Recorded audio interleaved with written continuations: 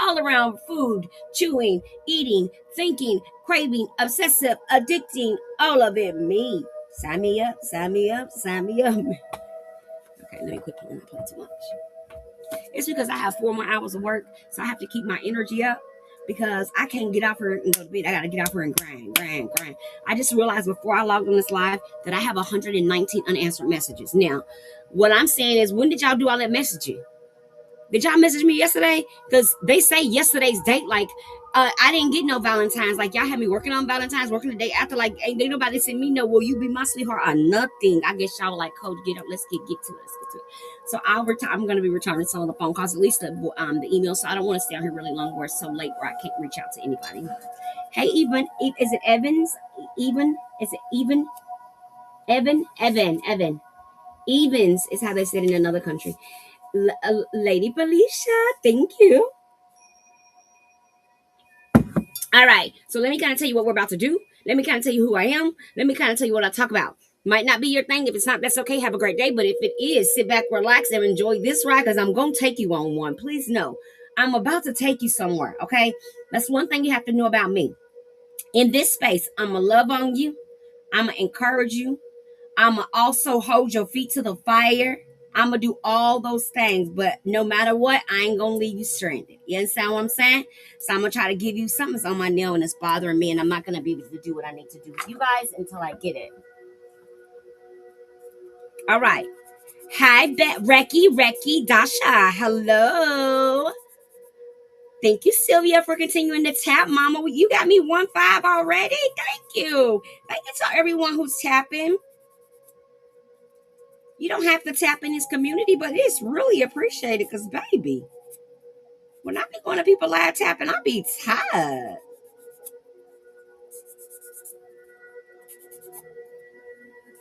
Yes, I go to other people's lives.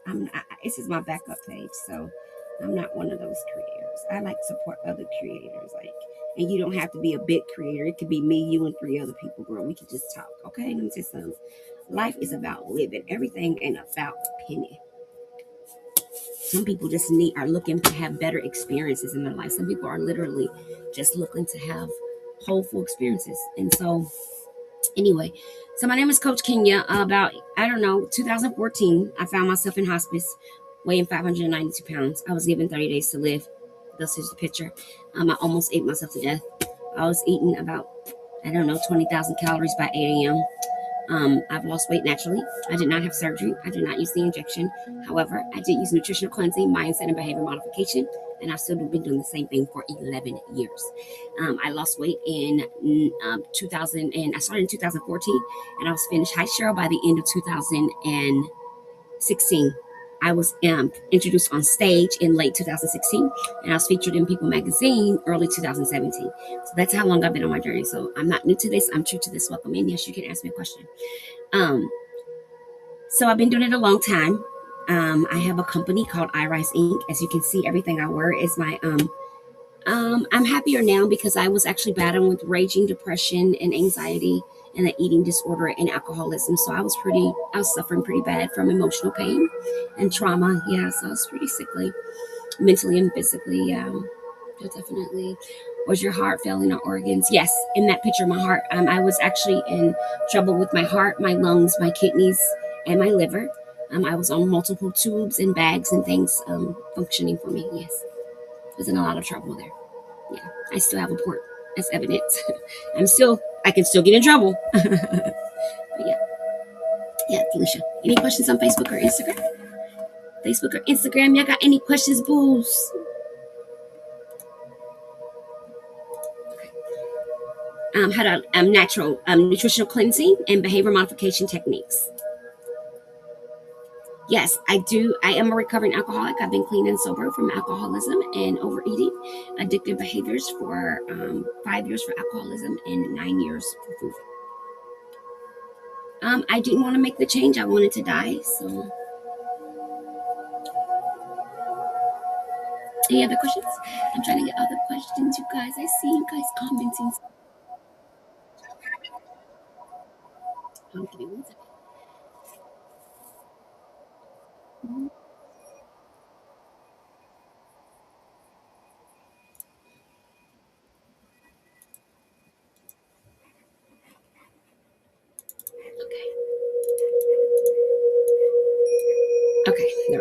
Okay, so I'm trying to make sure I'm on all the platforms and have to make sure the microphones aren't talking over each other and heavy whole responsibilities, but I am getting better at this. I promise I'm getting better at this. So, okay, let's get back into it. So, I started a long time ago, as I said. I use nutritional cleansing, which is a protein shake, Ionic Supreme, and a cleanse for life. The primary focus is where you use nutrition to detox the body, renew your cells, provide high-powered protein supplements to actually heal the body from the inside out, getting rid of visceral fat through urinary excretion, using intermittent fasting and protein pacing, and that's pretty much how I did it. I lost all my weight in about 18 months, I would like to say. Some people say 16, but I pretty much say 18 months I lost all my weight, and I've kept it off now for, we are on year, solid year 11, solid year 10, if you ask me, because it's 2026. I started in 2014, that is.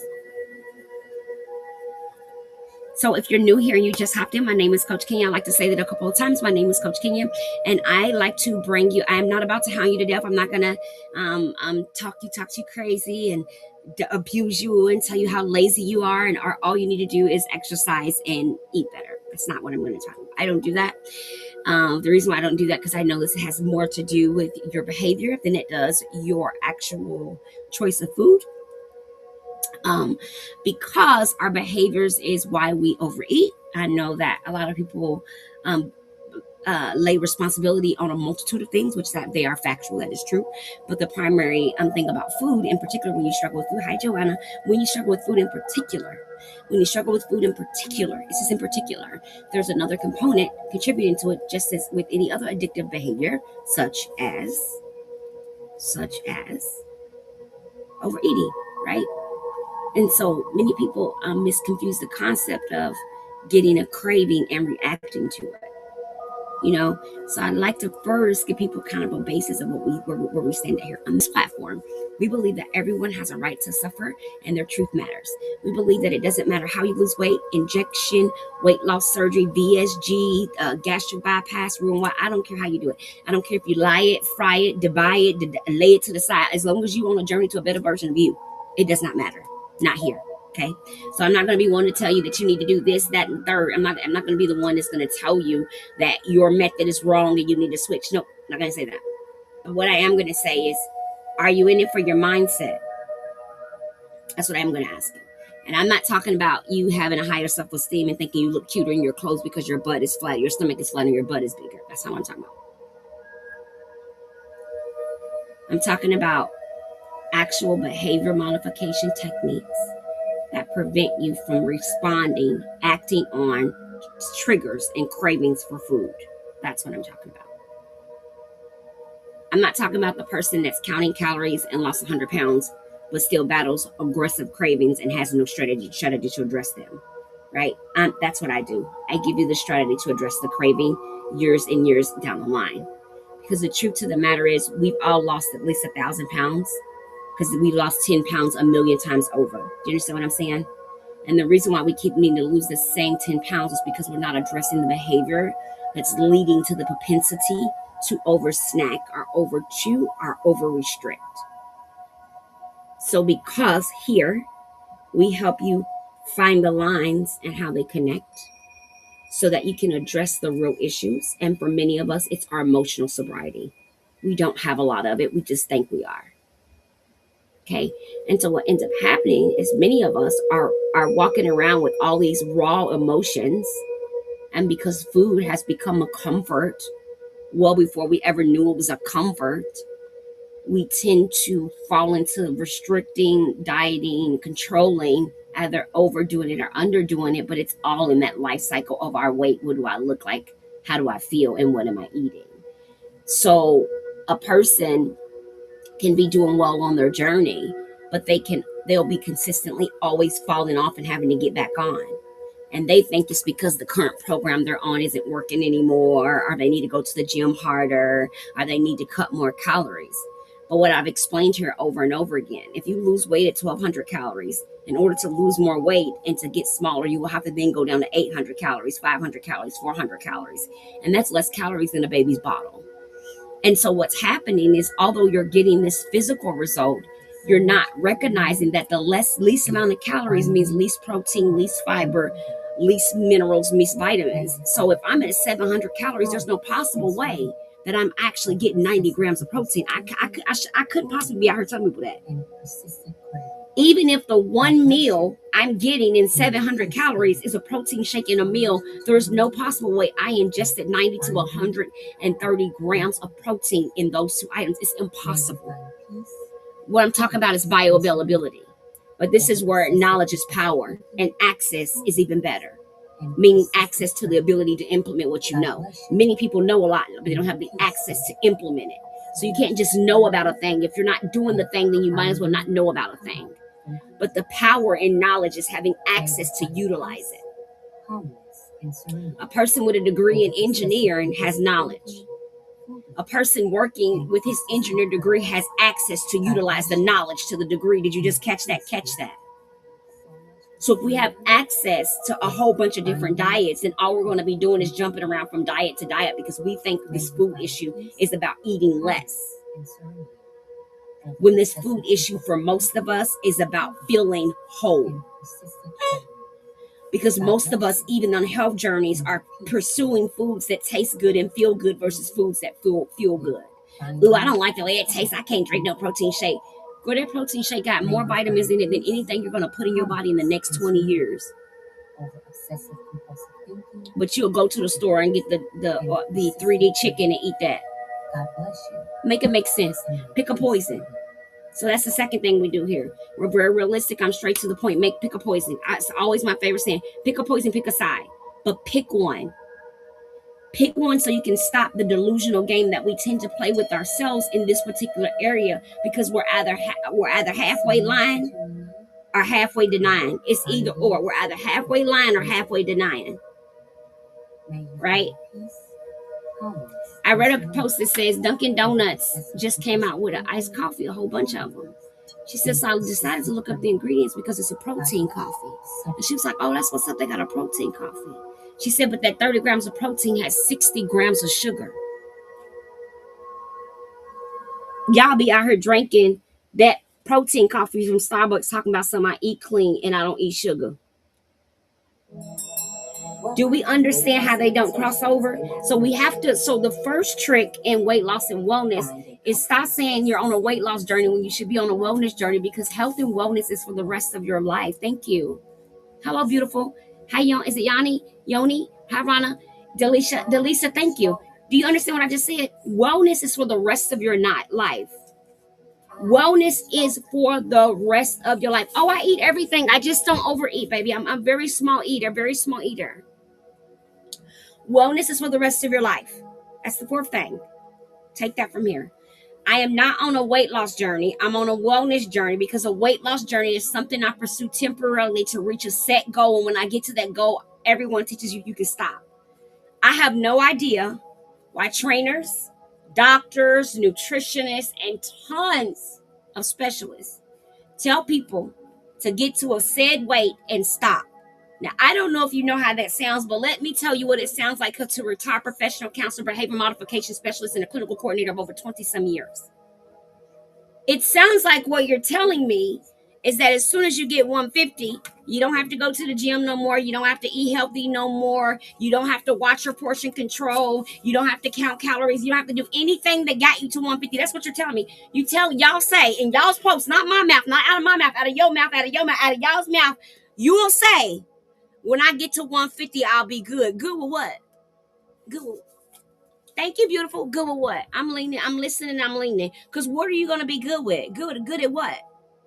Because how you going to maintain it? You realize that wherever you're going on this journey, now a lot of journeys are different, but this one, wherever you're going on this journey, you realize that the car only stops temporarily, but it's always going to be moving. Because if you're in pursuit of better health, then you're not on a weight loss journey, you're on a wellness journey because your weight loss is a point in which you say you're going to be satisfied. But wellness is a form of lifestyle living. Wellness is how you live. I motivate me. Let's go. Do you understand? Wellness is listen, weight loss is when a person says, I need to lose 20 pounds to go to this wedding. And after the wedding over, they're going to go back to doing whatever they're doing. That's how a lot of you guys are moving. You guys are not moving like, okay, I noticed that I'm an emotional eater. Let me go get some help for that. That's not how y'all out here moving. Some of y'all actually know that y'all have issues with food, but because we cute, we just downplay it. Yes, it's me, baby. We downplay it. But the truth is, some of us actually know and have known that we got issues with eating and we eat to feel better, but we can't tell nobody that because people won't understand it. Because you've been trying to tell people that you eat to feel better and no one's listening. They just keep telling you to eat less, go to the gym and count your calories. I was in hospice, baby. I was on my deathbed. Do you understand? Most people will tell you just eat less, count calories, and go to the gym and track it. Honey, that's not going to help if I'm actually addicted to chewing food. My mouth, you telling me to track a calorie ain't going to control the obsession to chew? Who's going to meet the need of my mouth going like this? I don't care if I'm tracking Johnny Meat Jack. That's not going to stop that urge that I need to chew to calm my body down. If I'm a stress eater, you telling me to track what I've eaten all day is not going to help me at 9 o'clock at night when my stress gets heavy. I'm overcoming. Hi, baby. When my stress gets heavy. Are you following me, Delisha? When my stress is heavy, that's not going to help me. The treadmill is not going to save me when I'm crying at night because I'm lonely and sad, but I might get up and bake them cookies and eat about 7 of them, though. Because sugar make me feel better. You see what I'm saying? I might get bored late at night and get up and cook a whole meal because even though I'm alone with comfort, the foods I like. Can anybody speak of that? Hi, Olivia. Do you know what I'm talking about? Are y'all with me? Is anybody tap if you with me? Like tap it up a little bit. Let's tap it up for a second. We're gonna make the lights go like crazy for a bit. Let's go. We're gonna make the lights go crazy. I'm not telling you what you're doing is wrong to get to a point. What I'm telling you is if you think that's all you need to do, that's wrong. Yeah, that part is wrong.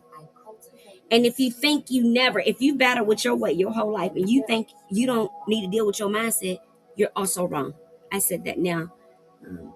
I've seen a lot of people where they start dragging you through the mud when you say something. So you can go on and drag me for this. I don't care. Drag me. Matter of fact, make sure I come out brown. Like dirt brown. Like, like picture. Because what I'm trying to tell you is you got to have mindset. There's no possible way to change the behavior connected to the eating, to the picking it up with your hand, to the putting it in your mouth, to the satisfaction of the chewing, to the crunch, to the sound, to the swallow, to the fullness that gets there, but dealing with the behavioral connection between you and the bite. And that has nothing to do with dieting. Obesity on this platform is a brain-based disease. It is based in our brain and our body. We 100% believe without teaching the proper techniques, behavior modification, and therapeutic pathways to give people freedom to the urges and the actual behavior connected to eating, we will never get fully free. Oh, today, this is the reading we're currently doing. We just finished a different one, but this one we're doing is Dangerous Prayers. I'll tell you what it is in just 2 seconds. So the goal here, thank you guys so much for the follows. The goal here is to help you find freedom through your mind and your body. That's what happened.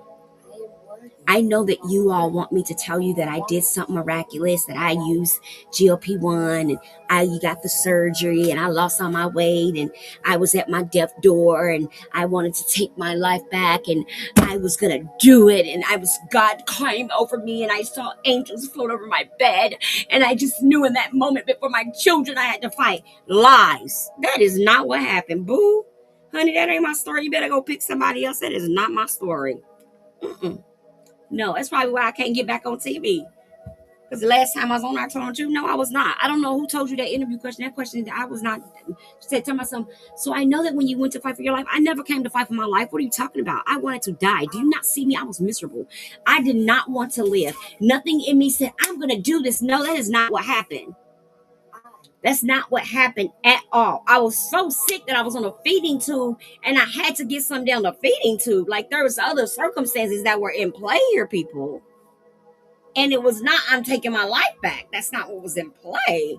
I'm not going to sit here and make you think that this is like, oh, how God came over me and I found Christ and then I stopped eating. No, baby, food was my God all the way to the point where I had lost 400 pounds.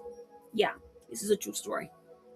I was still battling with a monster and I had lost 400 pounds. That's how I was like, I started putting kind of the psychological part, like, wait a minute. This is a bit. Did someone say yes, I like to. It's not that she said, God saved my life, okay? But the woman that encouraged me, she saved my life because I definitely wasn't. When they told me I was going to die, I told the doctors, yes, I will be dying with a full stomach. Amen? Amen. And that's because under my hospital bed, I had enough food to feed a small army and all their children. I had snacks everywhere. I had snacks under the bed. I had a refrigerator in my hospital room. I mean, I'm talking about something. I was in this thing. Okay? You know, you go to some people's house, they got a refrigerator in their bedroom. They got a snack drawer. Yeah, baby, that's me. I had all of that. That's you. I'm just coming in. Yes, it's me, beautiful. That was my story, you guys. I had all the snacks in the car, opened the console, was snack in the car, snack in the glove compartment. At work, I had a whole snack tray, refrigerator in my office and everything at work. I always made sure food was around. Why did I have to keep food and snacks around? Because I had to keep the body calm. When I got really anxious, I did not know how to self-soothe. I did not know how to feel sad without chewing. I did not know how to feel angry without chewing. I did not know how to feel lonely without chewing. I did not know how to feel unwanted without. I did not know how to feel rejected. I didn't know how to have an emotion without relieving that emotion through chewing. Do you understand what I just said? Y'all don't even know what I'm saying. Just tap the like, but maybe I'm not here. Are y'all not hearing me? Is it nobody in here? Let me see what that thing is. Let me see. I got some people on the other one, but I can't tell. I don't think nobody in here. I'm in the basement, so sometimes my signal don't work. I ain't gonna even lie to you. I ain't gonna lie to you and say you're dirty. Say you're dirty to the dogs. I'm not gonna do it.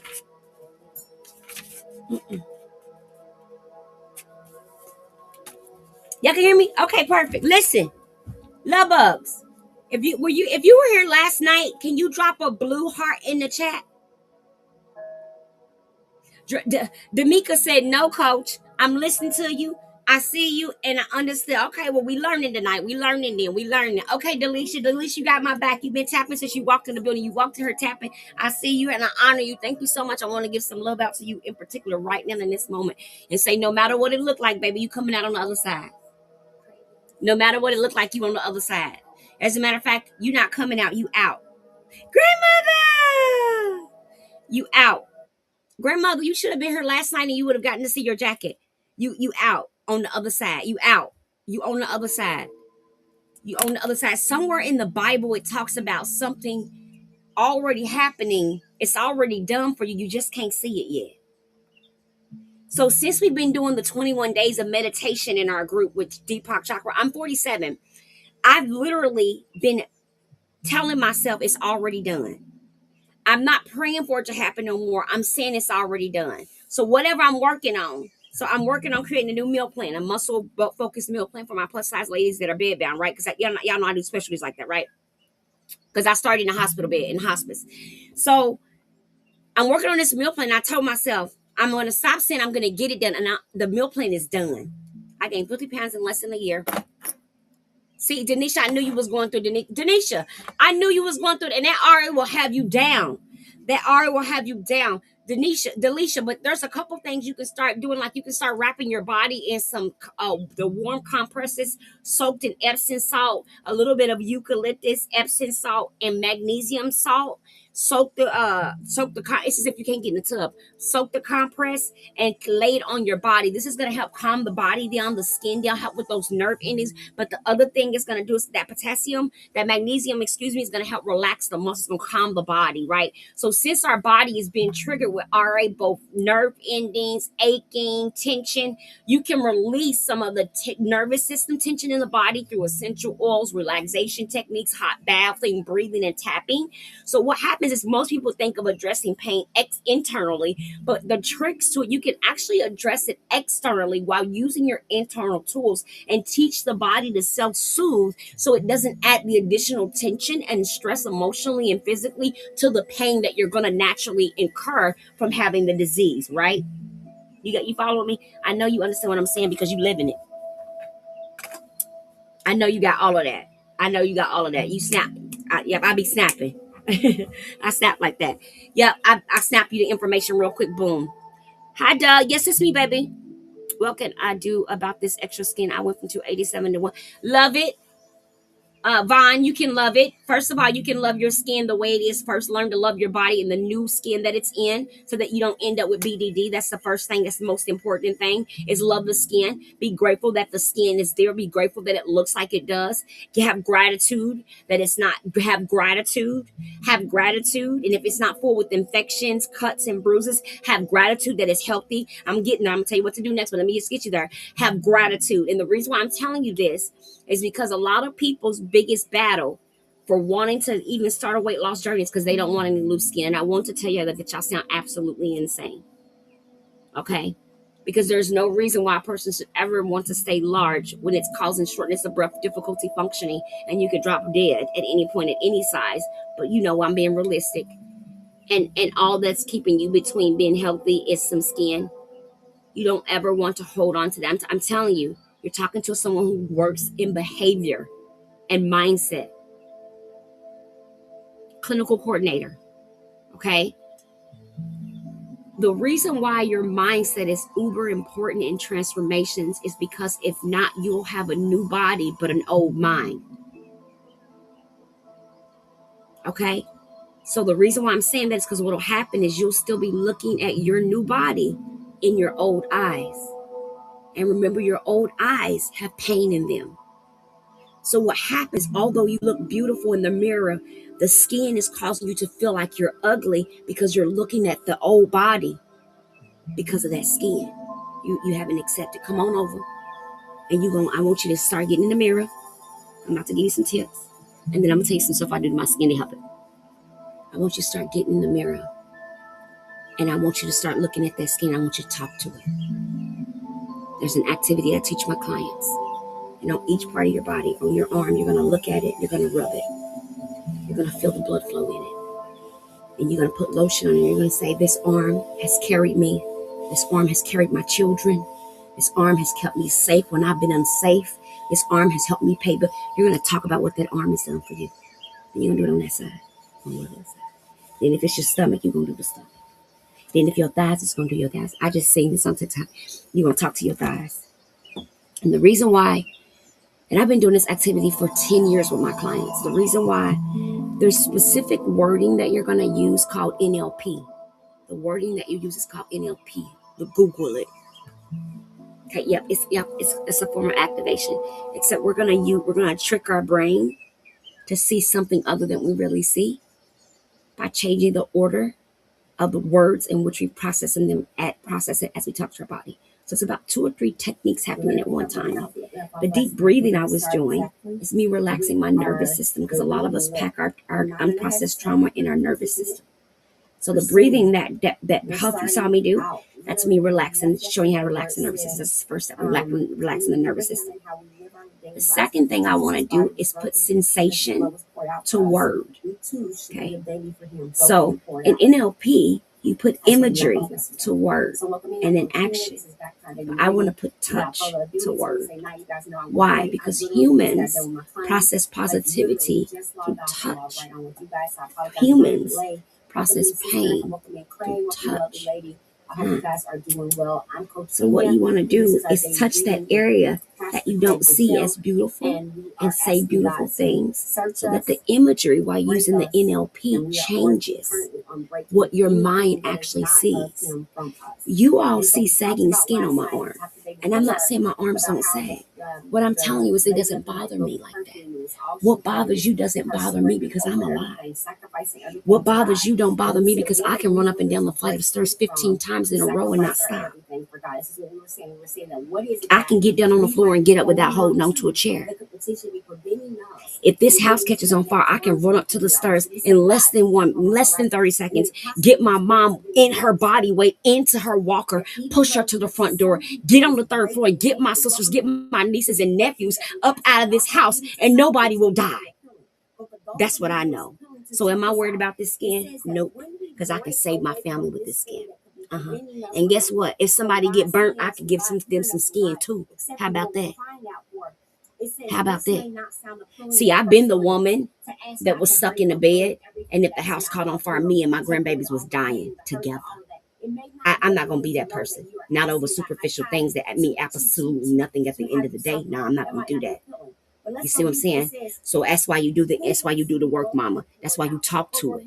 That's why you talk about it. If your stomach had babies and you got saggy skin and you done lost all that weight and did that good job, you better talk about how that stomach packed them babies and had you out here. You better talk about how that stomach then probably kept you. You done probably been in accidents and falling, and that stomach kept you safe. You better talk to it. Sometimes we're so fixated on what we don't like that we forgot that the very thing that we did not like about us, about our body parts, is the very thing keeping us safe and serene for most of our experiences. So what we're saying is, God damn, you messing me up. I'm messing you up. I'm sorry. I didn't mean to. Them legs, that thigh meat. So what if you got thigh meat? Baby, they making leggings that look straight like booty boobs, like booty holes. Okay, they brown like booties. Okay, baby, they got stuff. They got stuff. And I know some of y'all want to be naked because y'all small. Okay, go get what you got to get. But don't let it stop you because you are scared that somebody else, because the reason why we be so uncomfortable because we worried about somebody else thinking, then it makes us uncomfortable because we got to tuck the skin and hide the skin and roll the skin. But listen, if you've been over here longer than 2 minutes, you ain't going to never see me tuck no skin unless I got to wear something to somebody event and they want me to be sucked up. That's the only way I'm doing it. Because on a regular day, and a regular baby, this is me. Them is regular draws, and this is a tank top with a bra in it. I'm not sitting around trapped up, and I'm not knocking no woman that does. But what I'm trying to talk to you about is whole body except Renee. Hi, boo. I'm talking about whole body acceptance. Understand that what you have right now is keeping you sustained and safe, appreciated, value it, so that when your God in heaven gives you the body that you dreamed of, that you've craved for, that you desire, the appreciation for existing is already there, and you don't have to worry about if it stays like that forever or not, because you understand the true value of self-worth isn't on the outside, it's on the inside. That's why a person with no legs and no arms can be a beautiful soul, because you know why? Because what she's exuding from the inside, and we see it on the outside. Like, come on now. If my thigh used to be 89 inches around and all it is now is 18, guess what? Sign me up, clap a booty cheek, put a skirt on it, and sit it down. But what I'm not going to do is sit in a room and degrade myself and be angry with my body because I'm still alive. Somebody is done trying. So, baby Vaughn, let me tell you something, baby. I want you to love on that skin. And while you talking to it and doing the exercising, which I just described, I told you to Google those two things and look them up. That's me, baby. The next thing you're going to do is you know what? I'm not going to get blocked. Look. You're going to have to message me to give you the skin thing I do, because I do a procedure. I actually travel with it. It comes in this little bottle. I use a certain lotion. I do have a strategy that I've been following for years. I do have one. But what I've noticed is we keep getting that red flag because I'm talking to you guys about the products I use. I give them out freely. I don't mind telling you where to go get them. But because where you get them is their competitors, it ain't going well. So we're going to try to avoid getting a big triangle, because what happens is when we get a triangle, the people that need to see the information that I'm sharing do not get to see the information that I'm sharing. So what we want to do tonight is make sure that the information that I share tonight, everyone is able to benefit from that information. So if I talk about something in particular and you want it, I'm not a gatekeeper. You don't got to wait for the ebook. I can send you the ebook on 11 Days Straight. All you got to do is put the password in, which is 11 Day, all capital, and boom, there's the ebook on 11 Days Straight. If you want my detox tea, not a problem. I will cut and paste the recipe, or you can just go to the link in, you know what, and grab it. It's on there. It's tagged. It's not hidden. It's there. All you got to do is go grab it. Because what I'm trying to tell you is I've been doing the same thing for 11 years. I'm very excited to share what I do with you. I'm very excited for you to know about nutritional cleansing and supplements and detoxing and how I've done it, how I keep off the weight, how I renew my cells, how I retrain my metabolism. I'm going to tell you all of that stuff.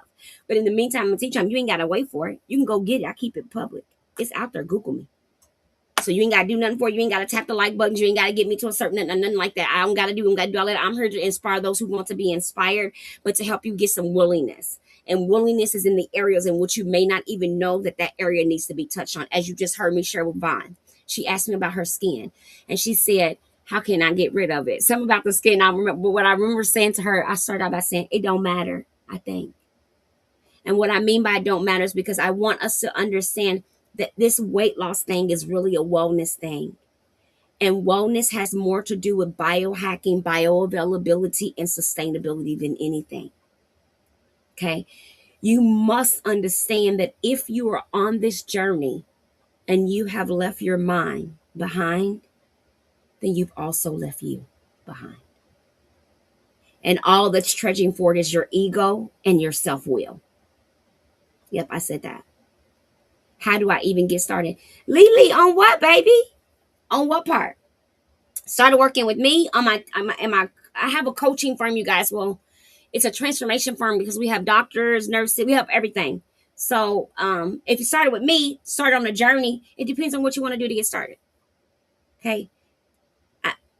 The importance is that the mindset is involved at a behavioral level, because it's the behaviors that is you can't replace a habit with something that's been emotionally bound in your brain to receive a response. I appreciate you, my sister. I needed to hear that. Okay, Vaughn. Okay. Anne Marie, hi, baby. Satan, how are you? Crafty. Okay. Did you hear what I just said? The transition for longevity and sustainability comes from taking a deeper dive into one's mindset. Cool, what's up, boo? It's your mindset. And if you've been here longer than 1 minute, you figured out by now that I'm a retired professional counselor, or you probably already went to my page. I'm a retired professional counselor and clinical coordinator and behavior modification specialist.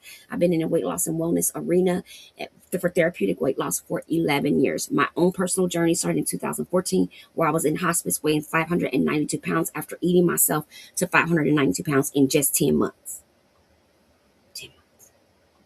10 months. That's how I know this is a mind game, because I laid in the hospital bed and I ate myself to death in 10 months because I was depressed. So when people tell me that their depression makes them eat, I believe you. You don't got to convince me, baby. I know. When people tell me they can get so sad that they can eat a whole meal by themselves, I believe you. I know.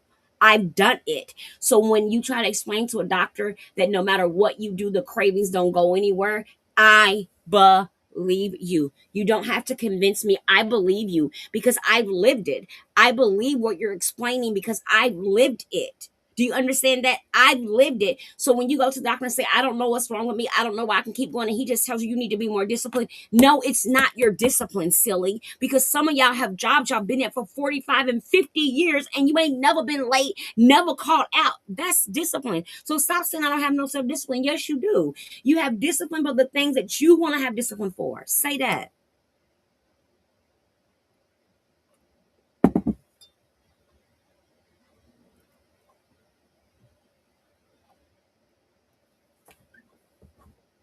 I'm 357, 510. Lexi, you can do it. You can do it. Because the thing is, I was talking the other night, like I told y'all.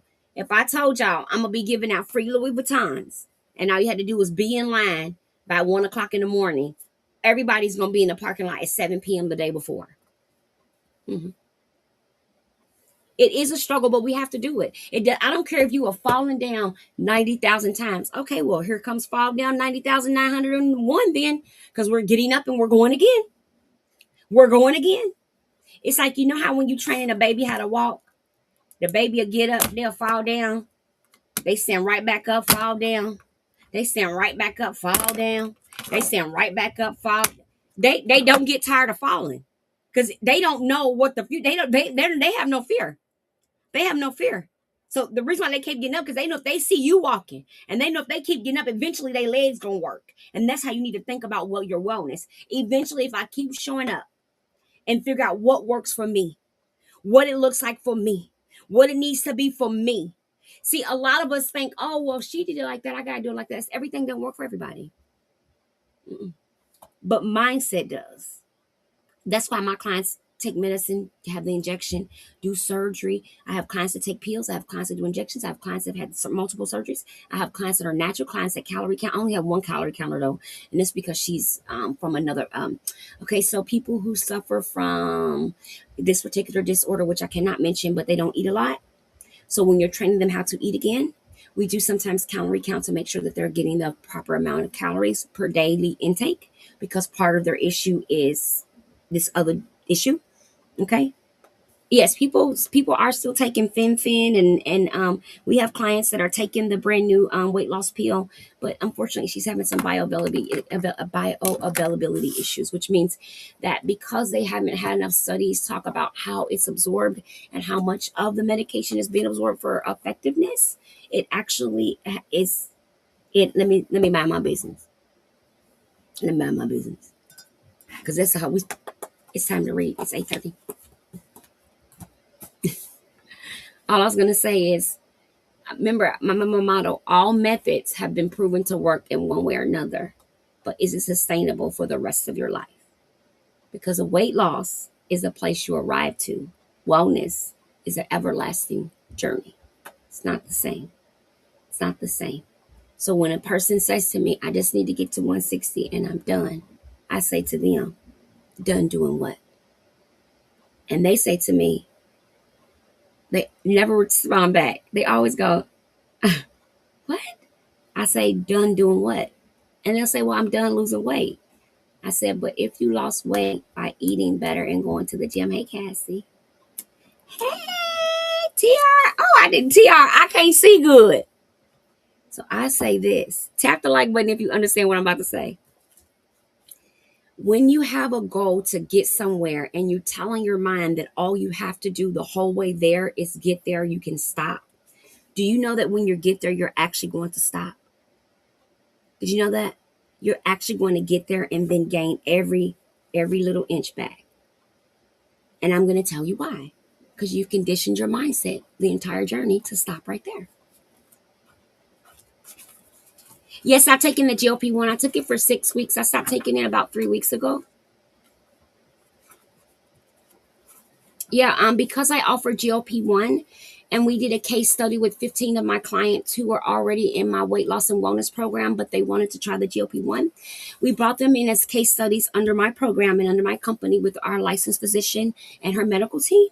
And so what we did was we tested to see if people received coaching, weekly counseling, because my clients that are in this program see me once a week. Some of them see me twice a week for an hour. And then they have daily check-ins 4 times a week via a Zoom classroom. So we wanted to see if people got nutritional, they were actually taught how to eat right. Okay. Taught, right? Understand that.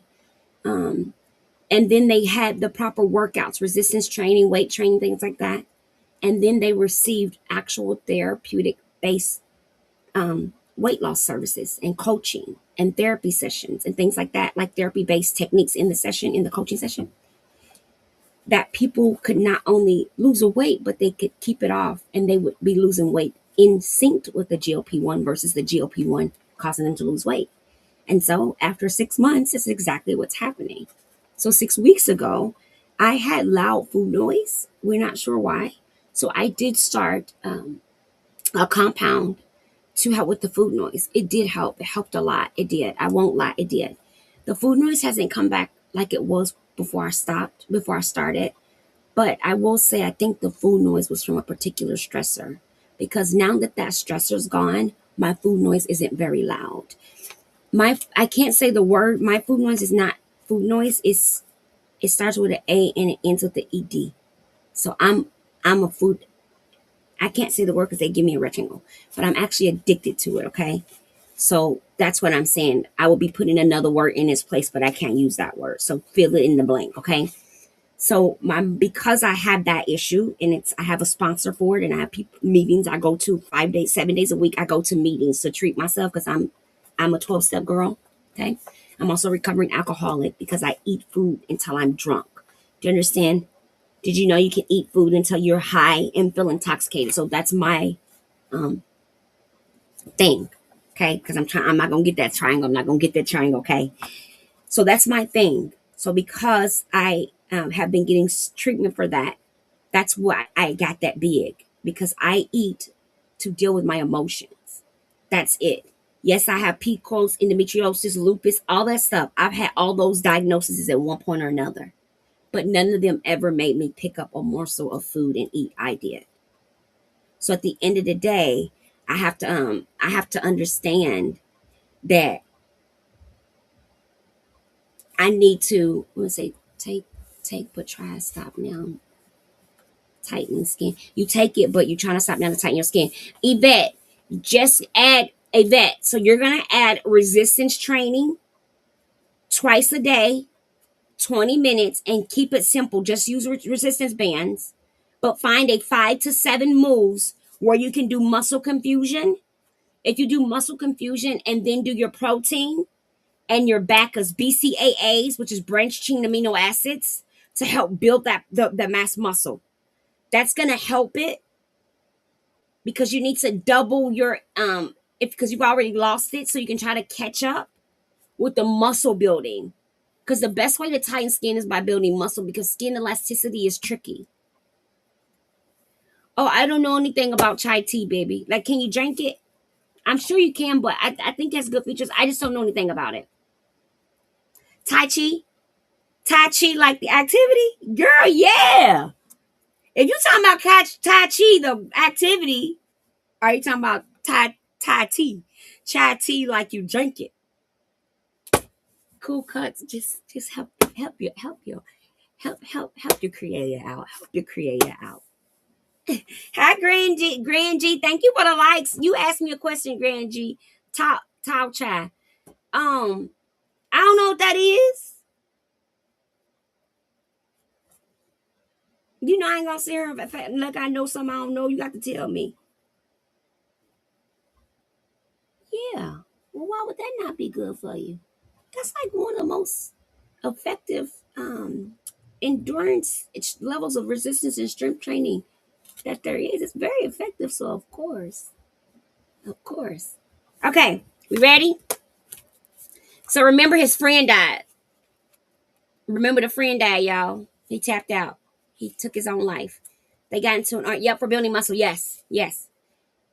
Because it's low endurance and stamina, because you can control the moves and it can help build up your strength, your posture, and your core, because you have to hold your posture, because posture is involved. Anytime you're dealing with your posture and having to correct it, that's going to make you work on your pelvic floor and your Kegel space, which is going to then cause you to inadvertently, like naturally, then work on keeping that core and that posture more tall. Grand G, if you feel like it's something you need, you should try it. You should try it. So his friend died. They were best friends. They got into a fight. The friend took his life. He found out 2 weeks later. The whole time, for the first 80 pages in this book, the pastor has been begging God to break him. He's been pleading to God to search his heart, to know his anxious thoughts, and then to break him. We, for 80 pages, me and you, have been reading this book, praying to God to break our bondage to food, to break our urges, our cravings, our addictive natures, our procrastination, our excuse making around food, around wellness, so that we can get free from this monster for real. I got you, Yvette. Leave me a message, click the circle above. Leave me a message. I got you. Do you understand what I just told you? We decided on all these platforms, amongst all of us, that together, no matter how long it took, Dangerous Prayers. Shout out to Craig Rochelle, Pastor Craig. Shout out to you. Thank you for helping us get free. We decided that we was going to go through this book and we was going to do the one thing that no one else is doing on social media. I'm always doing something ain't nobody doing. That's why they don't be liking me. So please know, if you over here, you probably going to lose some friends, because we keeps it alive, okay? Listen. I decided that we gonna do what no one else is doing, which is tell the truth and shame the devil, because food has become God for many of us. As we said that first, we said, let's put it out there in these streets, that if you are not careful, you will be out here worshiping the plate, the look, the size, the gym, and the people more than you praying and fasting and seeking God. I said it. If you don't like me, leave. I'm used to one person being in the live anyway, so I won't be hurt if it's one of y'all or none of y'all, because I'm still going to be here, because it's my journey first. I'm letting you borrow it. Your journey first. You let me borrow it because we doing it together, right? We holding hands. Okay. That's why if you and your girlfriend decide that y'all gonna get up and go walking every morning at 5 a.m. and she tells you that she done changed her work schedule so she can't go no more, guess what? You gonna be one lonely walking sister because you're getting up every day anyway and going walking. Why? Because you didn't start for her, you started for you. So because you started for you, there's no circumstance in her life that's gonna stop you from doing what you need to do in your life. Did you hear what I said? You didn't even hear me. Y'all didn't even catch that. Well, I was going to the gym with my friend, but then her car broke down and she couldn't come get me no more. What does that got to do with you? What does that got to do with you?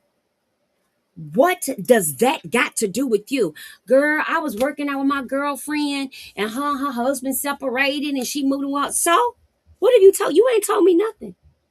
See, the problem is most of y'all done trauma bonded with your best friends. Y'all got trauma bonds. So when she's in a trauma, you in a trauma. But I need you to know something, baby. God is not going to give you any type of rewards for hanging yourself on the cross for somebody else when He's supposed to be on the cross for them. I just need you to know that some of y'all think y'all got y'all mini Jesus. Y'all in self will. Y'all in self will. You will stop everything and anything you're doing to go do something else for somebody else, and then talk about something. God will see me. He'll see you being disobedient and ignoring what He done put on your life for you. That's what He gonna see you doing. Yeah, I said that. I said it too. I said that too. Yep, mini Jesus. Yep, I said that too. I said what I did. I said what I said. Ain't that what be saying on here? I said what I said. And the reason why I said what I said because it's many of our truths. I don't know why Betsy's car breaking down would stop you from being able to walk around your living room. I don't understand what you're saying here. What are you saying? Because if your daughter called you and told you that something was popping off, you would find a way, make a way, or rob Peter to pay Paul, as they used to call it. So why can't you rob Peter to pay Paul to get that butt up and get that exercise done? You must be spiritually gifted. Brittany, people say that. My pastor says that, so possibly. I'm just coach. I'm actually speaking from my personal experience and what God has done for me and how He showed up in my own life and my own personal walk with Christ, where I know that I've been changed and delivered from the bondages and addictions of myself. I understand that for many years everything was my God but God. But on the outside I made it cute for you. But on the inside everything was my God but God. If it wasn't food making my heart feel better, it was alcohol making my heart feel better. If it wasn't alcohol, it was a marriage. And if it was a marriage, it was money. And if it wasn't money, it was shopping. If it wasn't shopping, it was fixing people's problems. And nowhere in there did you hear God. Because what happened is the way of life had gotten between me and my Christ. So I lost my way. So when life hurt too much, I ate it away. Do you understand that? Do you understand that? Yes. Yeah, we together. We on the road. All right, we back on the bus. We on the bus. We ride buses and trains here. So if you're new here, my name is Coach Kenya. I used to weigh 592 pounds. I lost 479 naturally. I lost weight 11 years ago. I'm not new to this. I'm true to this. I've been doing it a long time. I definitely know what I'm doing. I know what I know, and I'm always fact checked and backed up by me and my team. I work under a licensed physician. I'm not giving you medical advice. I'm really giving you the information that I've been trained and certified to give you. Yes, I have loose skin. I just don't have a lot because I use nutritional cleansing and vitamins. So what you see is what you get. I don't have a lot of saggy stomach or nothing. This is all I got. Yeah, there's no big drop down. My thighs don't do all of that. And it's all because of how I chose my journey. Talk, girl. All the glory to God. Amen. Amen. God gets all the glory, not me. God gets all the glory, not me. Because if it was not for Him, I couldn't do this. Because see, I couldn't see that I was the problem with the food. See, I've been fat twice. It's a whole nother live. Remember, y'all told me that we was going to get me viral. And then I was going to actually go live for the sole purpose of just telling my story. And that I would give y'all about 2 hours of just story time. Y'all asked for it. I'm working on it. Let's get back focused. But I don't got to go viral to do that, though. I actually plan to do it next week. So I got to make sure all my moderators can come because 2 hours is a long time. What did you do to lose weight? Nutritional cleansing and behavior modification. So I just got to wait for one of my moderators. And then when she's ready to go, we'll be ready to go. So we already got it in the books. Don't worry about it. You ain't got to do nothing to get me there, baby. Don't worry about it. I'm not like that. Baby, I'm going to give you the nuggets no matter what. If you come here long enough and strong enough, you will never have worked with me for 1 second personally. And you be done lost all kind of weight. Rawan came here the other night and said, Coach, I'm down 60 pounds. Rawan been following me for 9 months. I teach mindset over food. Okay. I thank the Lord every day I wake up at 4 a.m. no alarm to get my workout in. Yes, chocolate, talk about it. Willingness. You know that's willingness. Somebody else, a trainer, will call that discipline. Did you know that that's willingness, chocolate, not it's discipline too, but it's actually willingness.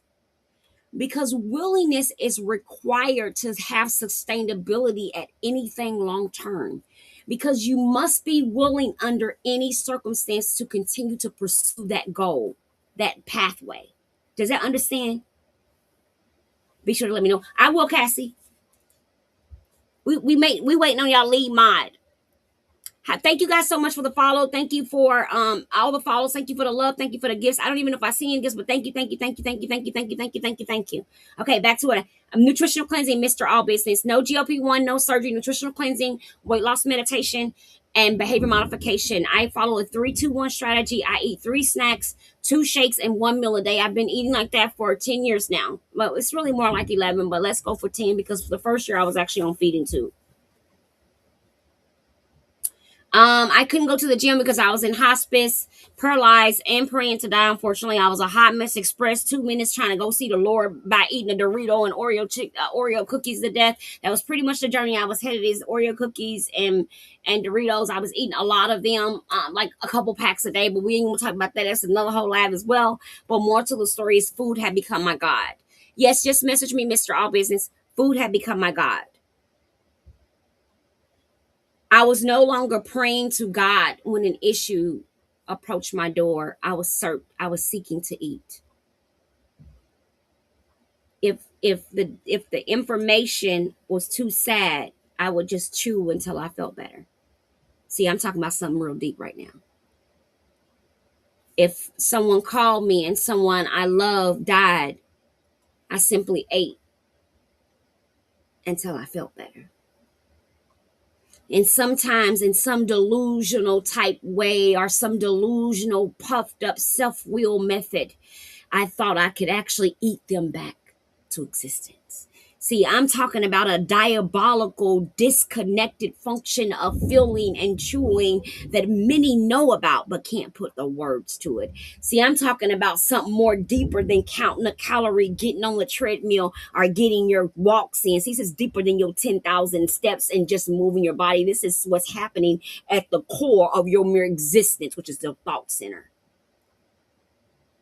I'm talking about the propensity and the desire to chew to calm the body down when it's in the midst of someone who makes you anxious. So you chew gum all day because you don't like your job.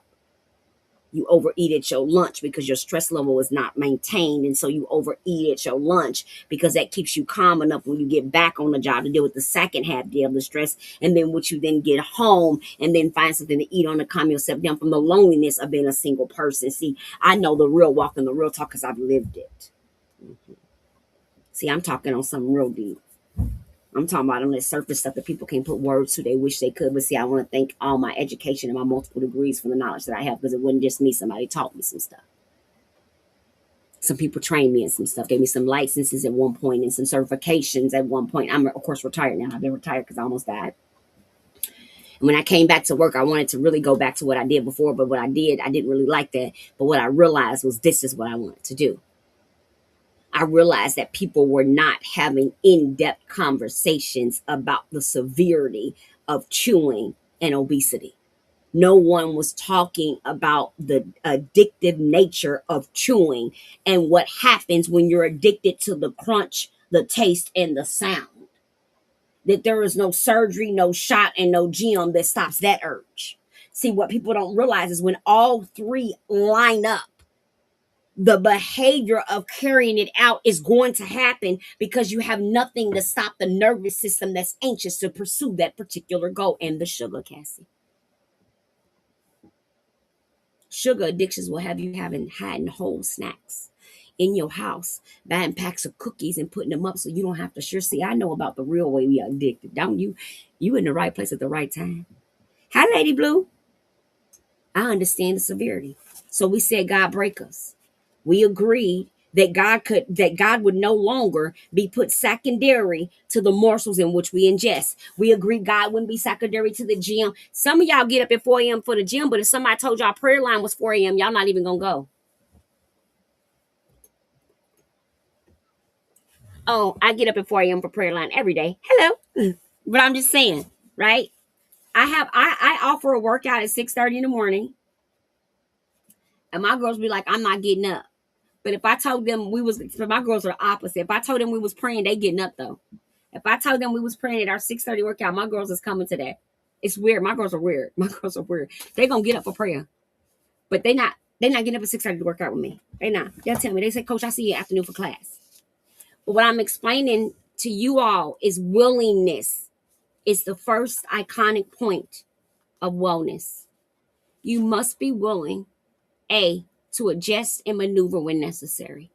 B, be willing to forget everything you think you know about you, who you are, and who you used to be. You're going into a new version of yourself. C, stop trying to get back to who you used to be. If God wanted you to be her, you would never be who you are right now. If God wanted you to be who you used to be, you would not be who you are right now. I don't care how bad the circumstances were that got you where you are. If you were meant to be the person that you are desperately pursuing to get back to, he would have never moved you from there in the first place. You would still be there. Make it make sense.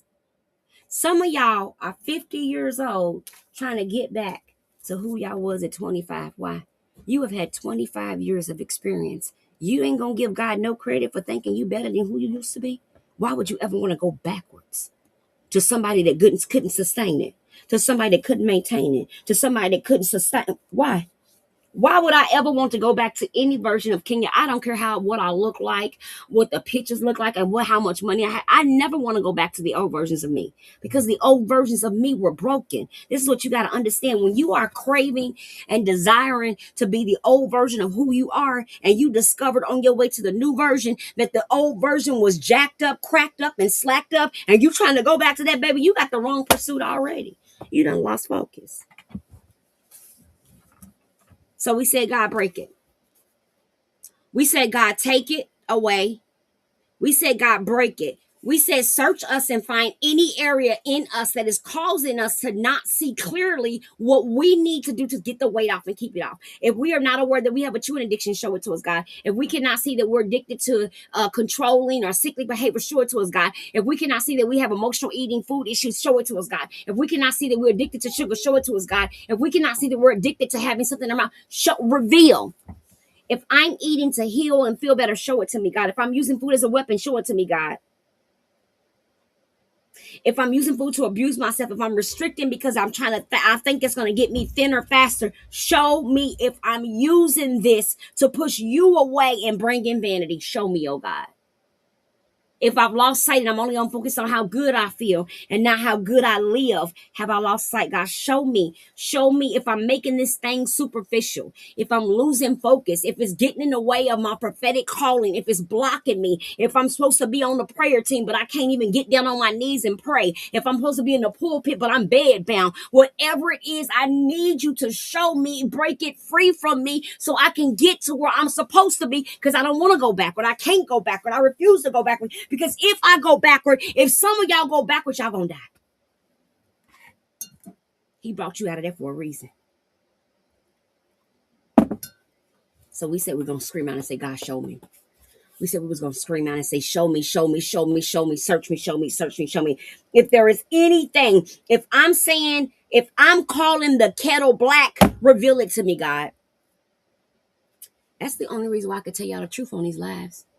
Did you know that 100% of what I'm telling you is also my personal story? I'm the one going through drive-thrus eating all the cookies. I'm the client.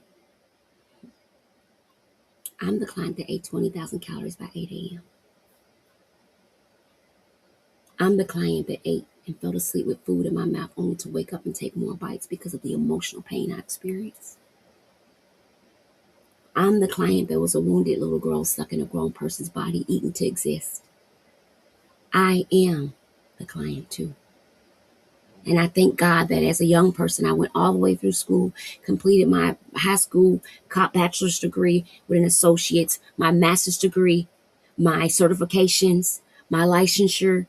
I took the NCE, I tested. I'm so glad that I was blessed to work at one company my entire career, working with clinically severely mentally ill adults and pedophiles and severely mentally ill children, where I was able to use a plethora of therapeutic techniques in servicing and behavior modification for the severely mentally ill.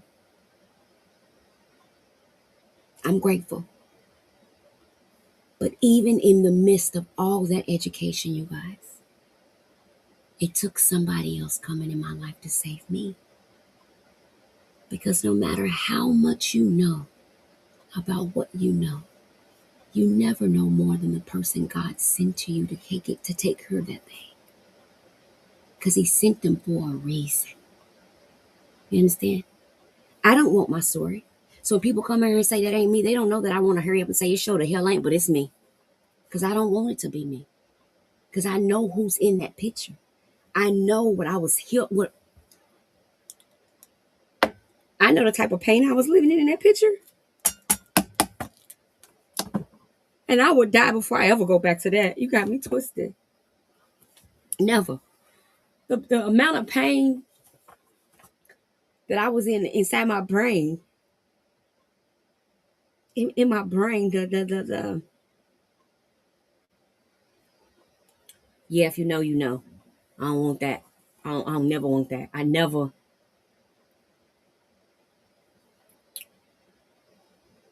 Because I wasn't out of my mind. So what you have to understand is that my mind was intact in these photos. So I knew what was happening to my body, but I couldn't stop. That's how I knew I was a food addict.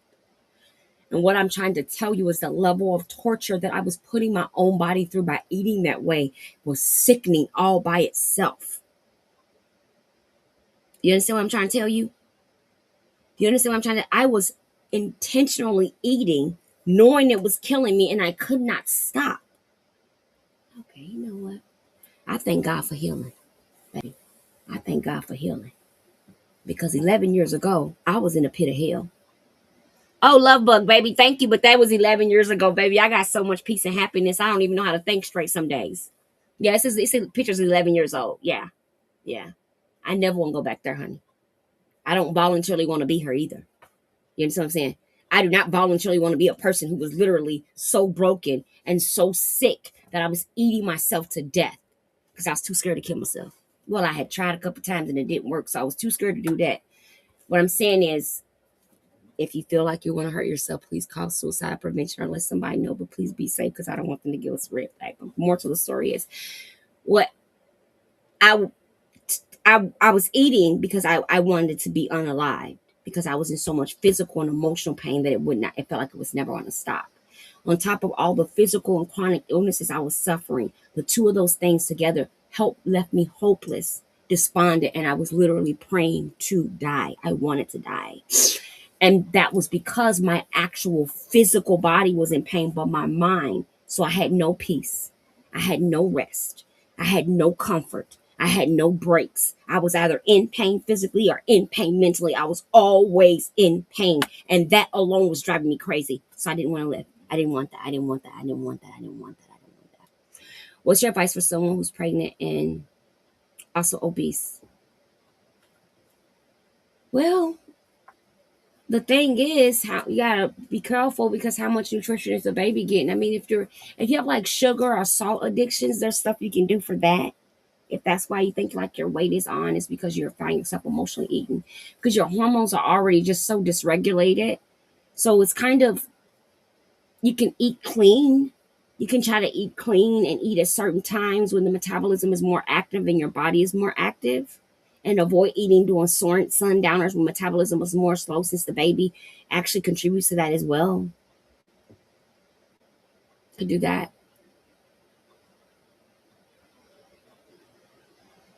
Yeah. I would say that. I would say go clean and like focus on protein shakes that are safe for the baby and try to do like one in the morning and then regular food during the day because the baby would want that, chew and emaciation. And then I would say before bed, you could do one which will help burn visceral fat, help you sleep better, increase your energy, and also burn fat through excretion of urine. So you could actually take a high power protein shake with 20 minutes before bed and do kind of like a modified belly time bed buster. And that can help burn fat as well. And you do that for 14 days. And that can kind of also maybe reset metabolism, because that's the only thing that's not going to be restricting calories, pulling nutrition from the baby, or affecting the baby in any way. So you could definitely do a BBB. Okay, here we go. Today says, it's holiday, remember? Today says, bound by brokenness. Bound by brokenness. Page 93. Gary told me that I would know when I was broken, that I wouldn't need to ask anyone. At that moment, listening to my best friend's widow, I knew it without a doubt. Life would be different from this moment onward. I would never be the same. But I wasn't the only one.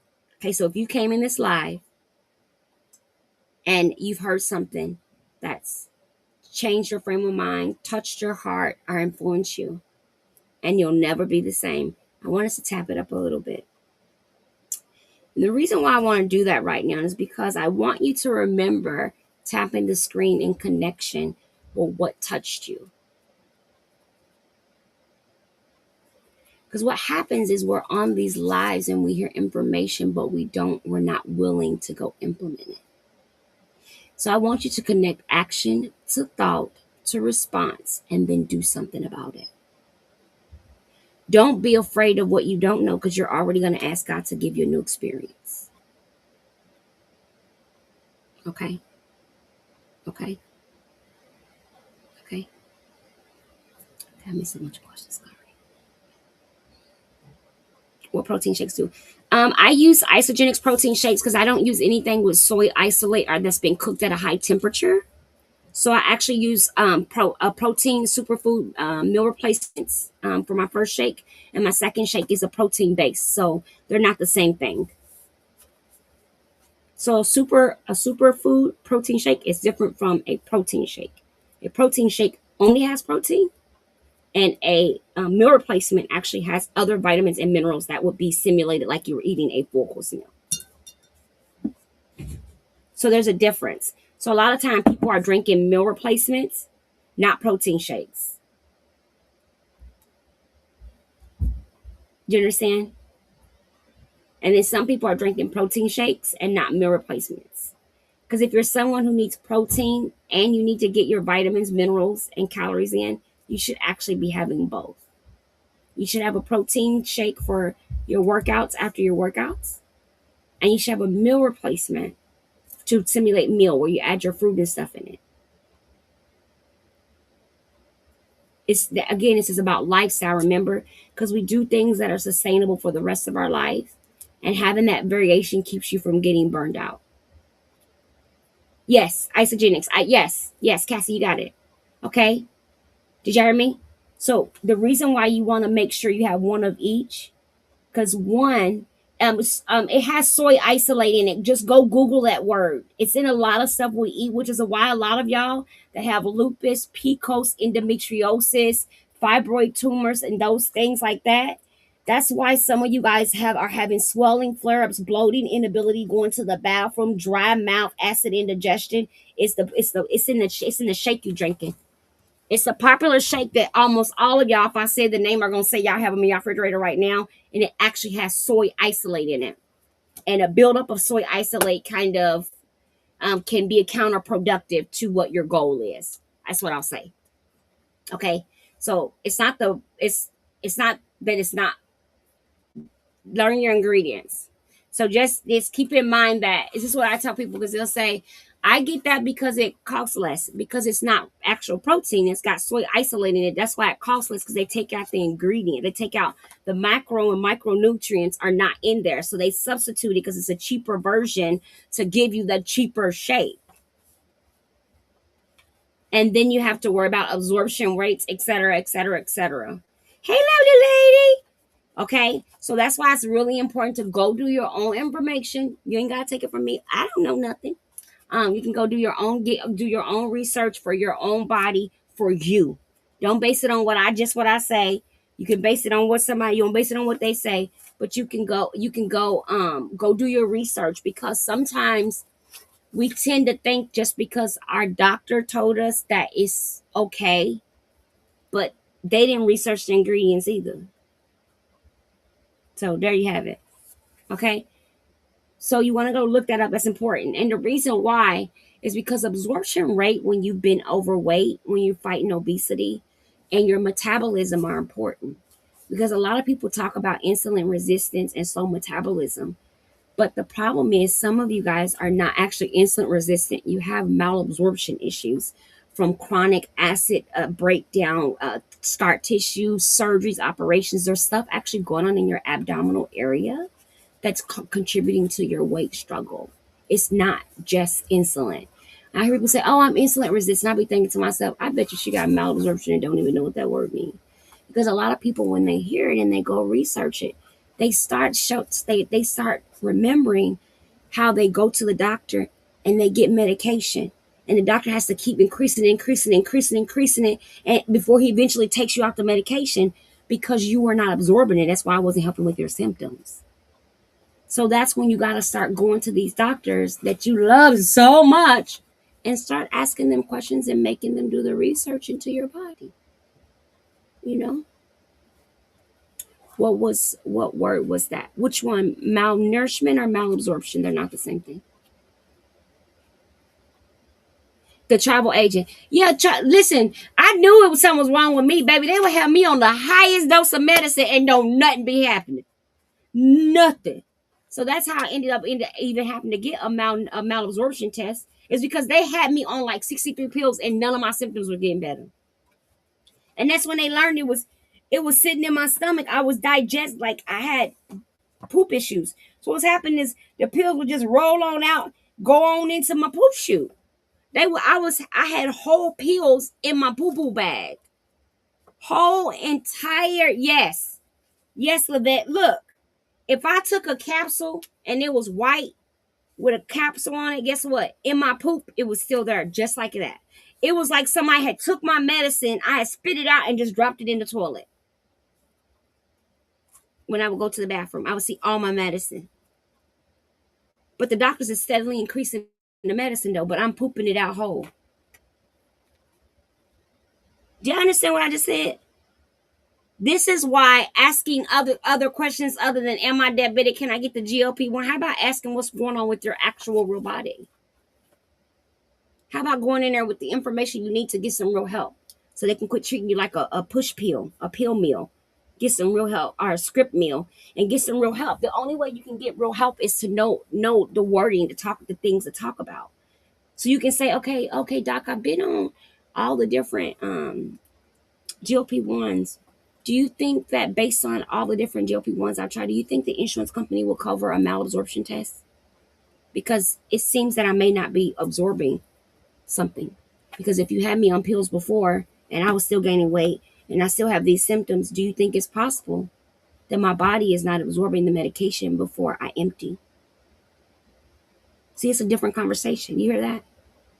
That's a whole different I was on the GLP-1 for 6 weeks, but I lost weight 11 years ago for food noise. I'm a food addict.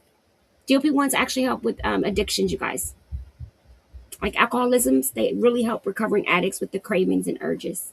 Okay, so that's the second thing. So you want to ask, you want to say, hey, do you think that now I have this evidence, okay, I can prove it based on how long you've been with me. Do you think that's going to be worthy of us maybe now getting a prior off from the insurance so we can look at this, right? Right? Because say if you can't get something covered and you need justification to get something covered, these are the ways you get that something covered. Hint, hint. Yvette, you're diabetic.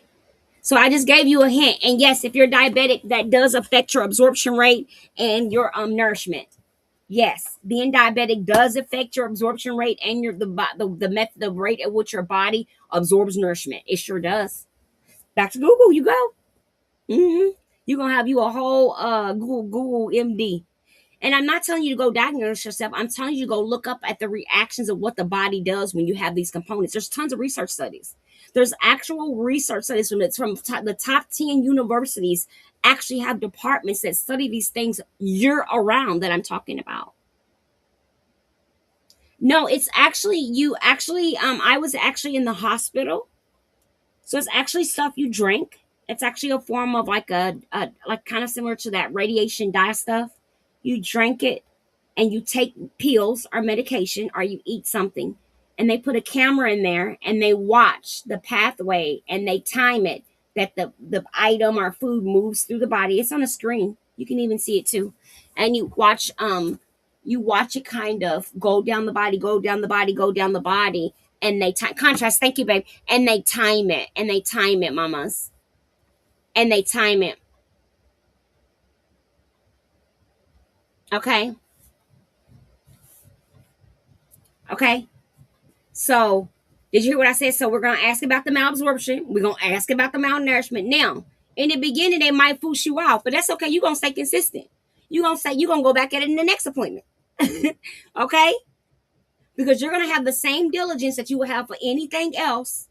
Okay? The same diligence you're gonna have it for you. Because you just all you're doing is asking questions. That's all you want to know is more information. Say, I know we've been talking about this, and this. Do you think this can be a contributor? All you're asking for is thoughts. You're not asking them to solve nothing yet. If they say, well, say, can you look at my records and tell me what you think? And then you, because you're empowered, are going to say, well, if you think back to 5 years ago, let's say, when you had me on ba ba ba ba dees a soke de na ma do ba ba ba ke kalaza say, do you think that the reason why that didn't work could be contributing to this right here? So now I done brought in my little evidence. I done brought in my history. Now, boom, doc, what do you think we should do? You don't got to say, oh, I was on the internet. Nope. You curious about your own body in that moment. In that moment, you're asking the doctor to be a doctor and you're being an advocate as a patient. And what you want to do is y'all to align in agreement to make sure we've left no stone unturned if we're still bumping our heads, right? When my patients have had the surgery and they're on the GLP-1, I'm immediately writing a letter to the doctor like, can we please consider A, B, C, and D because this person has had 3 surgeries and has now been on 3 different GLP-1s. Do you think we might want to do something next? And I write it very professional. I write out all the facts. I talk about what they've been doing with me, how often they've been working with me, how often they're working out, what they're eating. I'm writing it all down. I'm giving a actual SOAP note, a clinically based SOAP note, and we're shooting that over to the doctor with the NDA and the HIPAA note that we have on, and we're shooting it to the doctor. Why? Because we want the doctor to know that the patient isn't not doing what you suggested. You told the patient to eat less and move. Well, not only are they eating less and moving, but they're actually in therapeutic behavior weight loss modification therapy 4 days a week, Tuesday through Friday, and they have one-on-ones on Mondays. So you have a patient who's not only adherent into every component of well-being, but they're not still not seeing any movement. At this moment, we must then put all the ducks together and say, is there something else happening? Is there something else happening? So when people come to me and say, well, my doctor told me I just need to eat less. No, you're not crazy. There is stuff happening.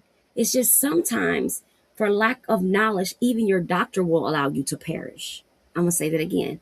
For lack of their knowledge, even your doctor will allow you to perish. And what I mean by that, not intentionally, but accidental. Because one thing for certain and 2 things for sure. One thing I would not be doing is giving people some medication and not giving them no coaching on something when you know they need to learn how to lose weight without the medicine eventually.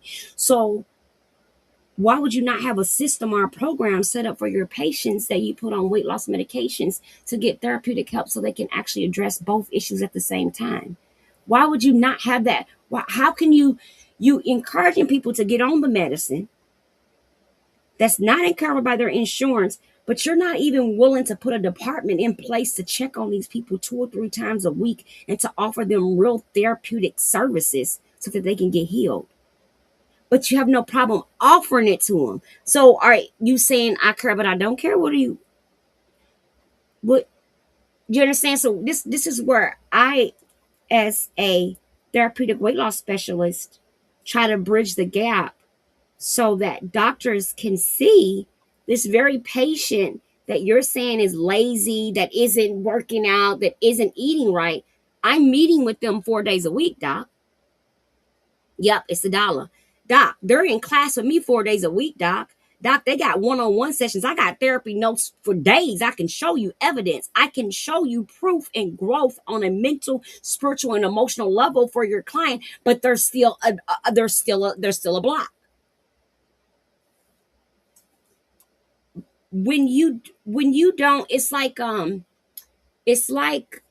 diagnosing, to me, it's like diagnosing somebody with a rare with the eye disease, but you working on their ankle. It's like you understand what I just said? It's like diagnosing somebody with an eye disease, but you looking at their ankle. They don't they don't even they're not even together. Okay. When you put all that empowerment, advocacy, forgiving yourself, the old versions of yourself, not reverting back to who you used to be, but looking forward to a new version of who you're capable of being, releasing the old version, letting the control go, asking God to break what might be keeping you bonded to the journey itself. What about it is keeping you locked there? Why can't you get free? Where's the lack of freedom coming from? We said all that. We said, boom, here's we are. We said we're broken. We went on to say that when we are broken, that's what it says. We were all broken. So I'm gonna go ahead and read. It says, I would never be the same, but I wasn't the only one. Everyone close to Jason suffered and grieved. How many have experienced a loved one from suicide? I have. I know the pain of that. I myself have lived, I have battled through those type of things, and I know how horrible it is. So it goes on to say, everyone close to Jason suffered and grieved and ached the same way. We were all broken, not only by his loss, but by the circumstances around his passing. The next few days were a blur. We did the best we could to comfort each other, all while trying to help Jason's family make major decisions. So remember, in the book, what we're talking about is having God break us to this point where we become surrendered so that we can forget and remove this ideology that we know better than the God we serve. So we want him to come in and kind of break that bondage to self, break that mini Jesus mentality. I can do it all by myself. We break that into pieces and say, God, come in and remove whatever may be blocking me from being a better version of who I need to be closer to you. Craig, the pastor that wrote this book, said that so it starts out, this book, let me tell you about this book. This book is called Dangerous Prayers. And in the first chapter, the book says, are you praying lame prayers? Are your prayers lame? Are your prayers lame? And then I told my audience, I said, okay, I got one for you. I'm always going deep. Let's jump off the bridge together. I want us to go ahead and dive into this thing around food and our feelings. So I don't want us to just say, God, break me. I don't want to just say, God, break me, fix this relationship. God, break me, give me a job. God, break me. No, we're saying, God, break me and everything related to this body, this mindset, this weight loss journey, this food, this eating, whatever it may be. I want you to reveal everything to me. And then if it's holding me captive, break it. And what the pastor in this book that wrote this book is saying, that there's 3 processes we're going to go through. We're going to pray 3 dangerous prayers. We've already prayed 2. Okay. We've already prayed 2. We asked God to search our heart and know our thoughts. We asked him to search us already. We said, search our hearts, know our anxious thoughts. And if there's any crazy thinking about us, any crazy ways about us, remove it. The pastor gave an example. He said in the book, he talked about how he made fun of people that drove crazy. He said in the same week that he made that joke, he was driving crazy and one of the church members saw him. And on their way in the car, the friend that was in the car with the son that saw him driving crazy looked at his dad and said, look, that's one of those crazy people the pastor was talking about. But guess who was the person driving the car? The very pastor that had just said it. So what ended up happening is he talks about how even as a pastor, he was living this hypocritical life. And so then what I said is, even as women of faith and men of God, we will pray the roof off of somewhere, but you ain't going to catch no prayer circle about no food and no obesity. Find one. Where they at? Find one where what they focus on actual weight. And they doing scriptures from the Bible about the temple of the body. The only place I know of is right here. I don't know nowhere else that's doing that. I don't know nowhere else that's doing this one commandment. Because see, everybody talk about everything else, but no one wants to put this beast in the room, but I'm in the room with it. I'm going to dance with it. I'm shutting it down. It's going to get tired of me. It's going to get tired of me educating people and setting people free. See, people out here worried about dope. We need to be worried about the addiction to this chewing. because that's the real monster. See, the real monster is the addiction to the chewing. The real monster is the addiction to the satiation and the feeling in your throat and mouth. See, that's the real monster. See, it's not those other things that you think it is. It's not the grief. It's not the death. It's not the finances. It's not the boo. It's not the illnesses. It's not the sickness, baby. It's that addiction to that satisfaction that you getting and the pleasure that shoots up that dopamine and serotonin, epinephrine in that brain, and that's the endorphins in the brain. That's what the body like, boo. That's what it like. I'm just giving you the words for it. That's why when you bite that cookie, you can daggone there have an orgasm from it. That's why when you stand up and fry that chicken like your mama fried it, all the memories from your childhood come back. And so you sit there and eat chicken 4-5 pieces talking about your mom and your childhood. That's why that happens. Because the food is triggering and connected to certain types of emotions, which are connected to memories from certain types of events. The body remembers everything. You may have blocked it out, but your nervous system has not. Your nervous system is housing it.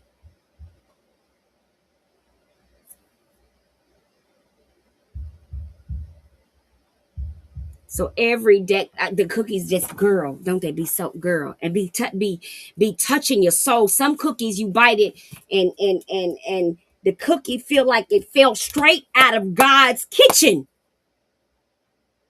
I'm sorry. Oh, the book. I'm sorry, baby. I didn't see you. Sometimes I don't see your comment.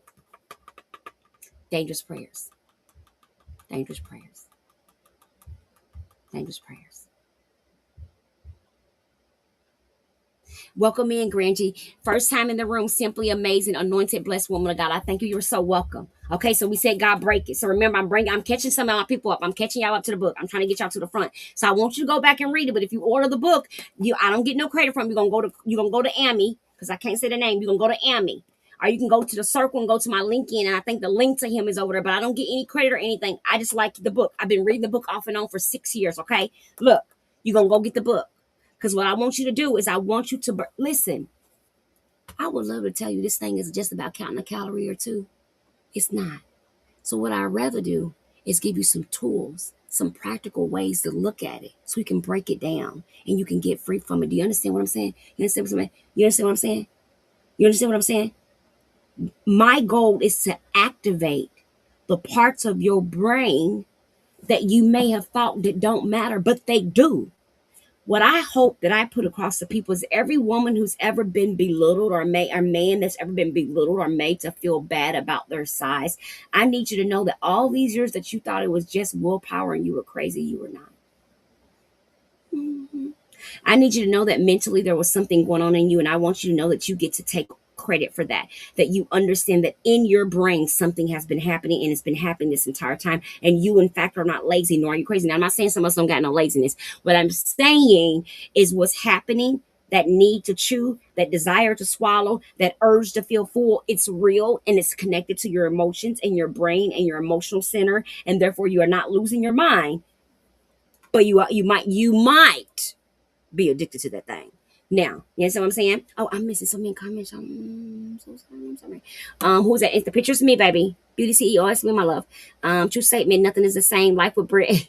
Britt, I love you. You be in here hard with me. Thank you, sissy. Thank you, Miss True.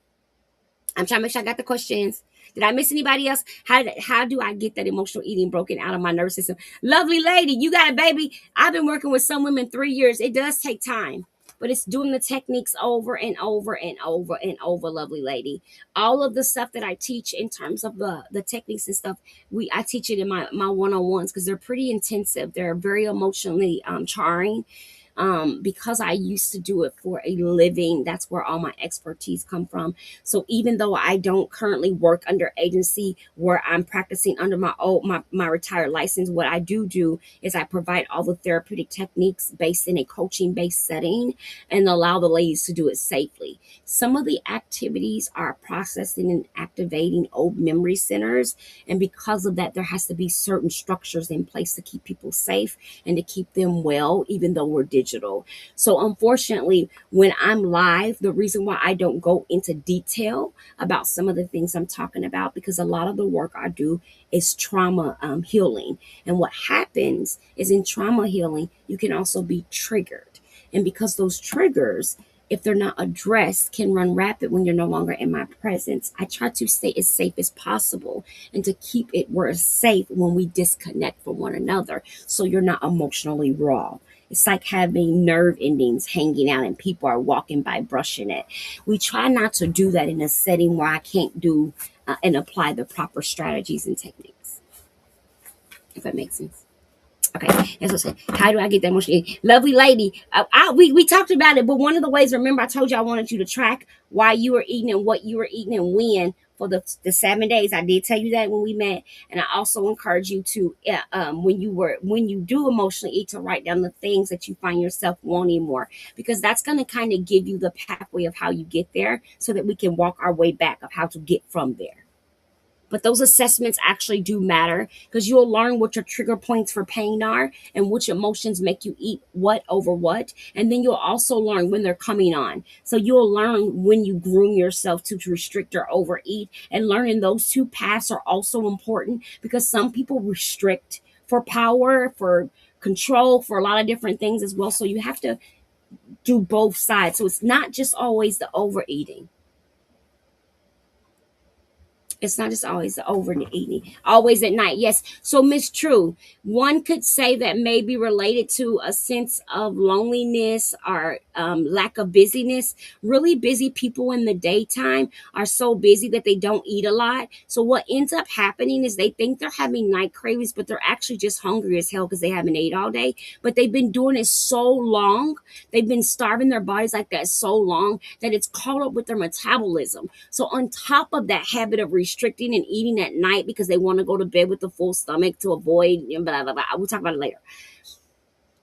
They don't recognize that restricting all day in that burst of hunger at night is not, you just happen to be snacking on stuff because you don't feel like getting up and cooking because you tell yourself it's too late to eat a whole meal. But the problem is you actually haven't eaten a whole full fortifying meal all day. So of course you're hungry at night. You don't eat. So that's the first thing. Because when people tell me I snack at night and I say, well, what you eat during the day? They be eat like, oh, I have my coffee in the morning and then I had a salad for lunch. What the holy hell? That's why you're hungry. That's maybe 800 calories for a whole day. That's why you're hungry. You a grown old adult ripping and running the streets and you think 800 calories is going to do something for you. Yeah, you hungry. Saying then once I realize I've gained a pound or two. And then if you don't be careful eating late at night, going to sleep full. Because some of us actually sleep better when we're full, but we don't recognize that that's actually an emotional thing, because you're using the food to help you sleep like a baby. A sign that you may have a little food issue. Because look, if I know I need to eat, but I spend my whole day telling myself to go get something to eat, but I keep intentionally not getting it. And every single night, night after night after night, I'm ordering out of DoorDash or I'm eating at 9 or 10 o'clock at night. And then because it's so late and I got to get up for work, I'm taking a shower and I'm going to bed. We don't think it might have something to do with us living alone and not having a baby, a boo. We don't think it might be us trying to make sure we can be full to sleep through the night.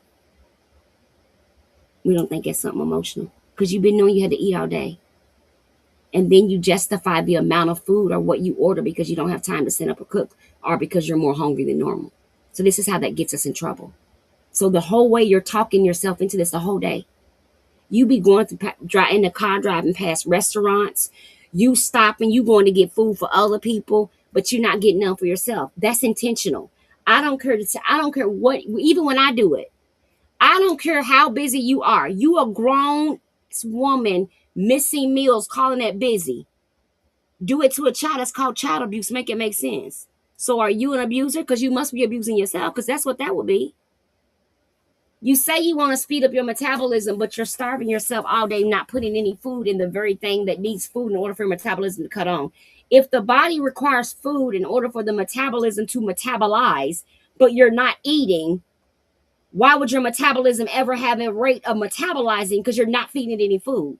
Like, make some of the statements you're making make sense. You're excited about eating one meal a day, but hollering, I'm insulin resistant. You're not eating nothing for your pancreas to need to break down shit so you're supposed to be. Make it make sense. So you got to figure out. That's why I say pick a side, pick a poison. This is why you pick a side. Because either you're on a wellness journey and you figuring out what method you need for the rest of your life, or you're on a weight loss journey and you're just trying to get to your goal weight so you can quit and gain it back. So which one are you on? Because I can't starve my body and then run to the doctor every month and tell the doctor that I can't lose no weight. And then when he say, what are you eating? You say, I'm not eating that much. And that's true. You're not eating that much, but you claim you want your metabolism to work, but you're not doing the things that make our metabolism work.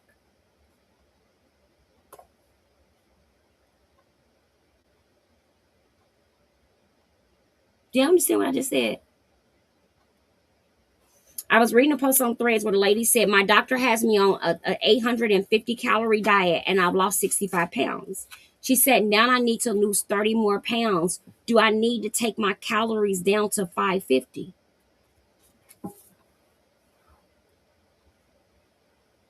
Like 550 calories in one day? A baby eats more than that in the 8-ounce, into 8-ounce bottles.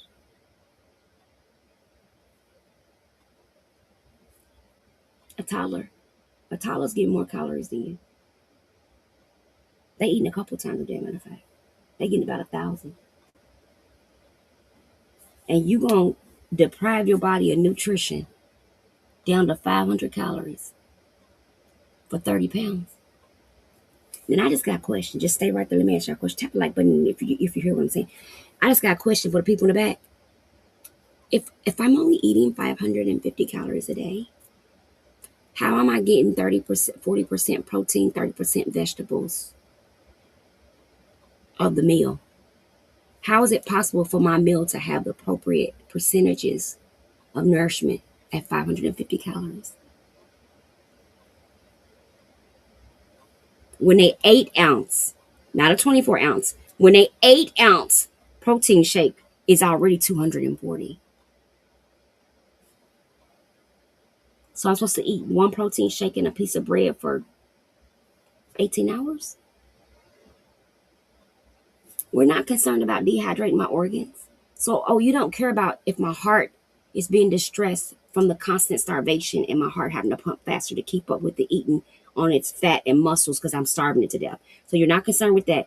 You're not concerned with my pancreas and gallbladder and liver and organs becoming so severely dehydrated from lack of nourishment. You're not concerned with my biliary tract slowing down and not knowing how to break down food because it's not getting enough food. So you're not concerned about me literally starving myself to death, but you want me to get the 30 pounds. I'm trying to make this. So when I come back and I've lost all my hair, my teeth are falling out, I have blurry vision because I'm starving to death literally. You'll be excited as long as I've hit the 30 pounds because you're not going to run no test to see if I'm malnourishment or nothing. Okay, just checking. I don't intentionally eat one meal a day. It's hard some days. I'm working on it. Life with Brittany. Yes, you do intentionally eat one meal a day because if you didn't intentionally do it, then you would make plans to eat more than one meal a day, Brittany. Come on now. Now, Britt, you I rise member, right? So you know I don't got no mercy on you. So you telling me you can't get up in the morning to make sure you boil 2 boiled eggs and make your piece of toast? You telling me you can't get up 10 minutes early?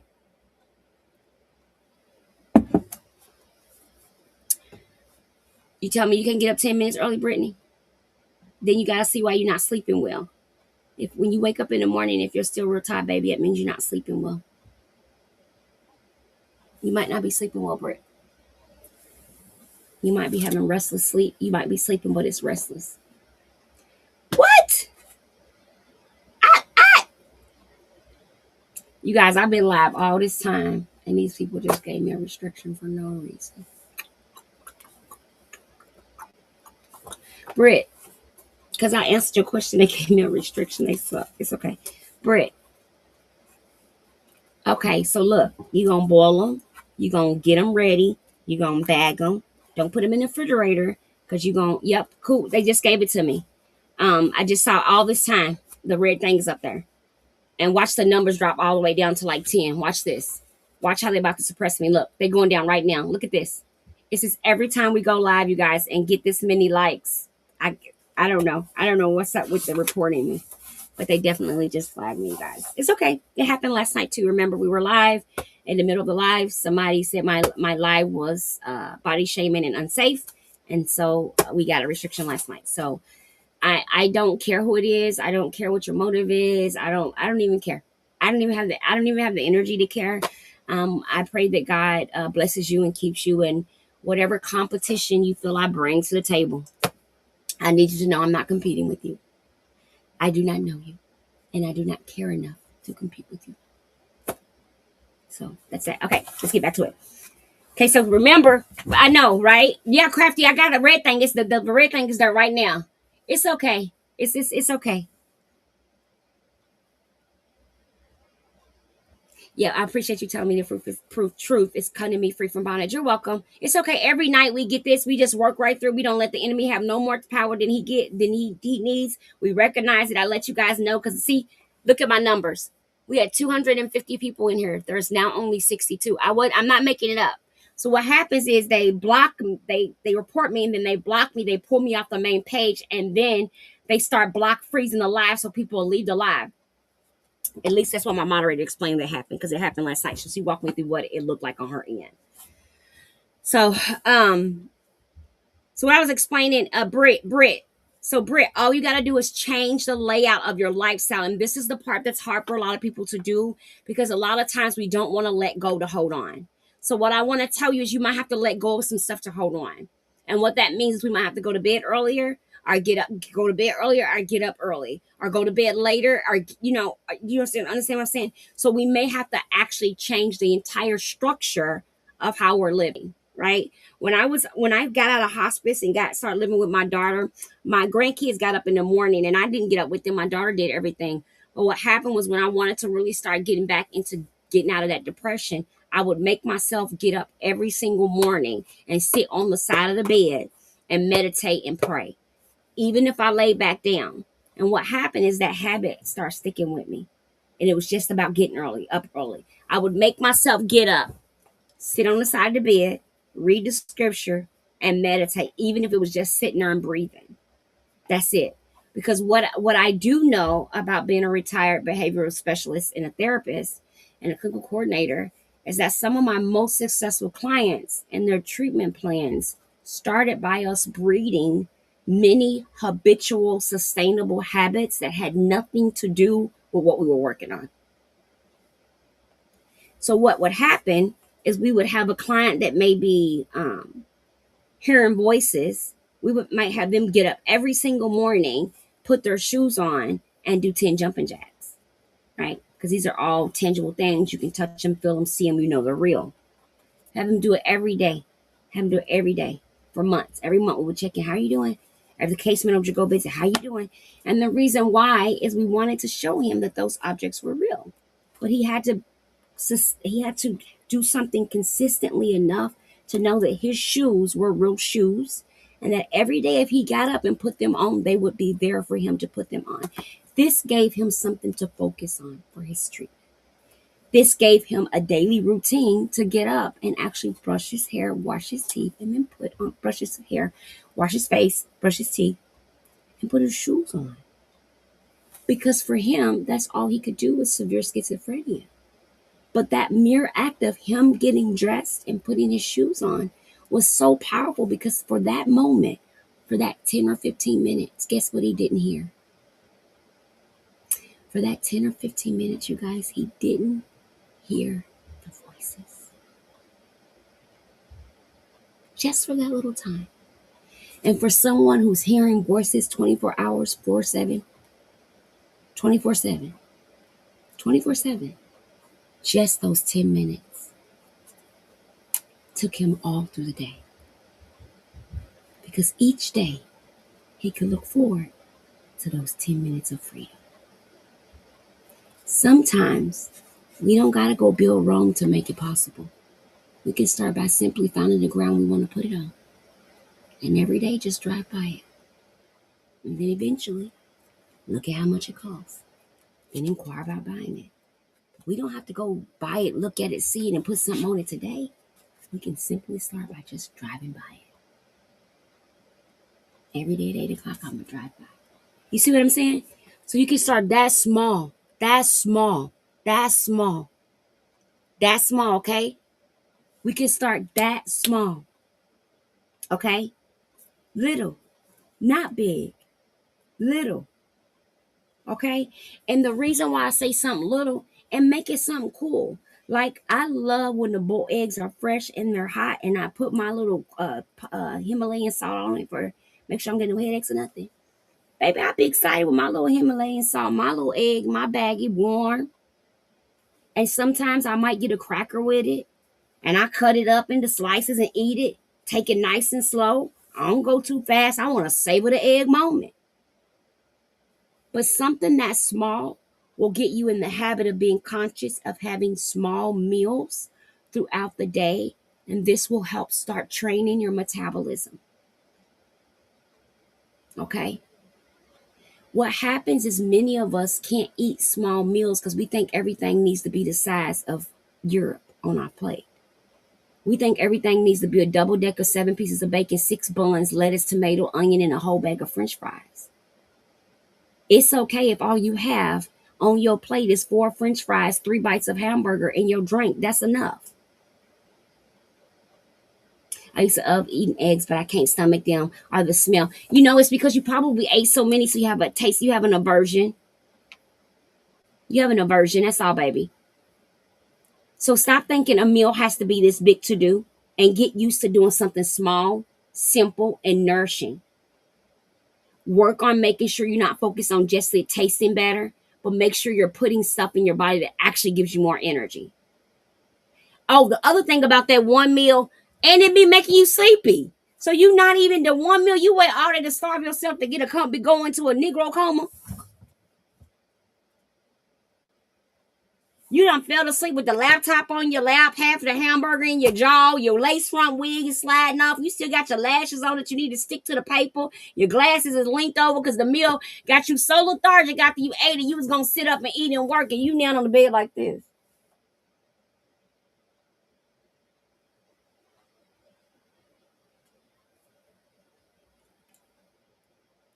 Oh, shit, I done fell asleep.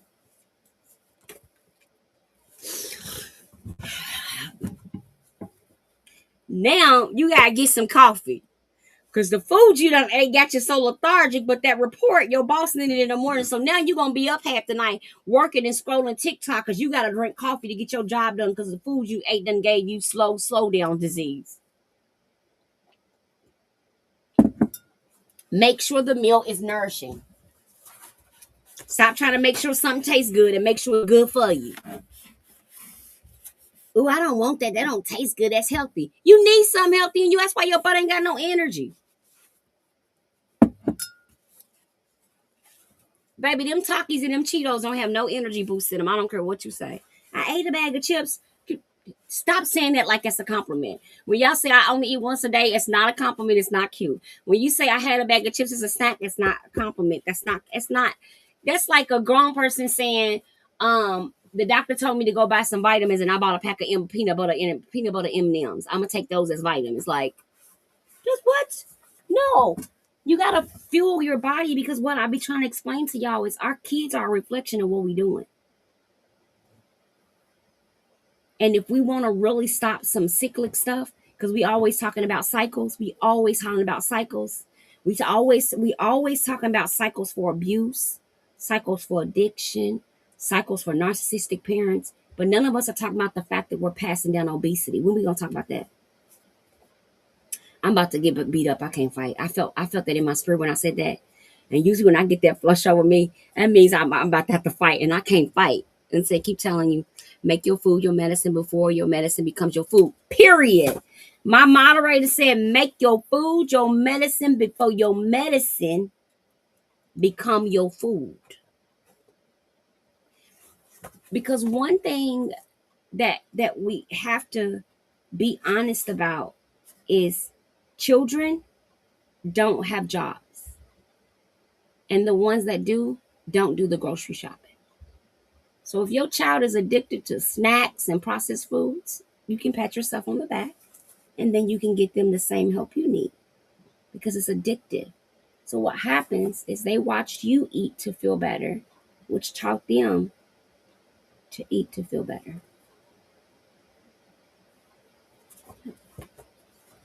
Yeah. Yeah. We'll pray in circles about everything else, but we won't pray about breaking that bondage of food off of our families.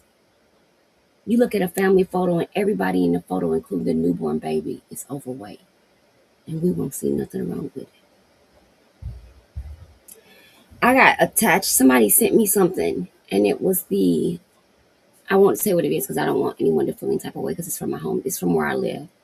But they sent me a group of very high, powerful people who have done some great things.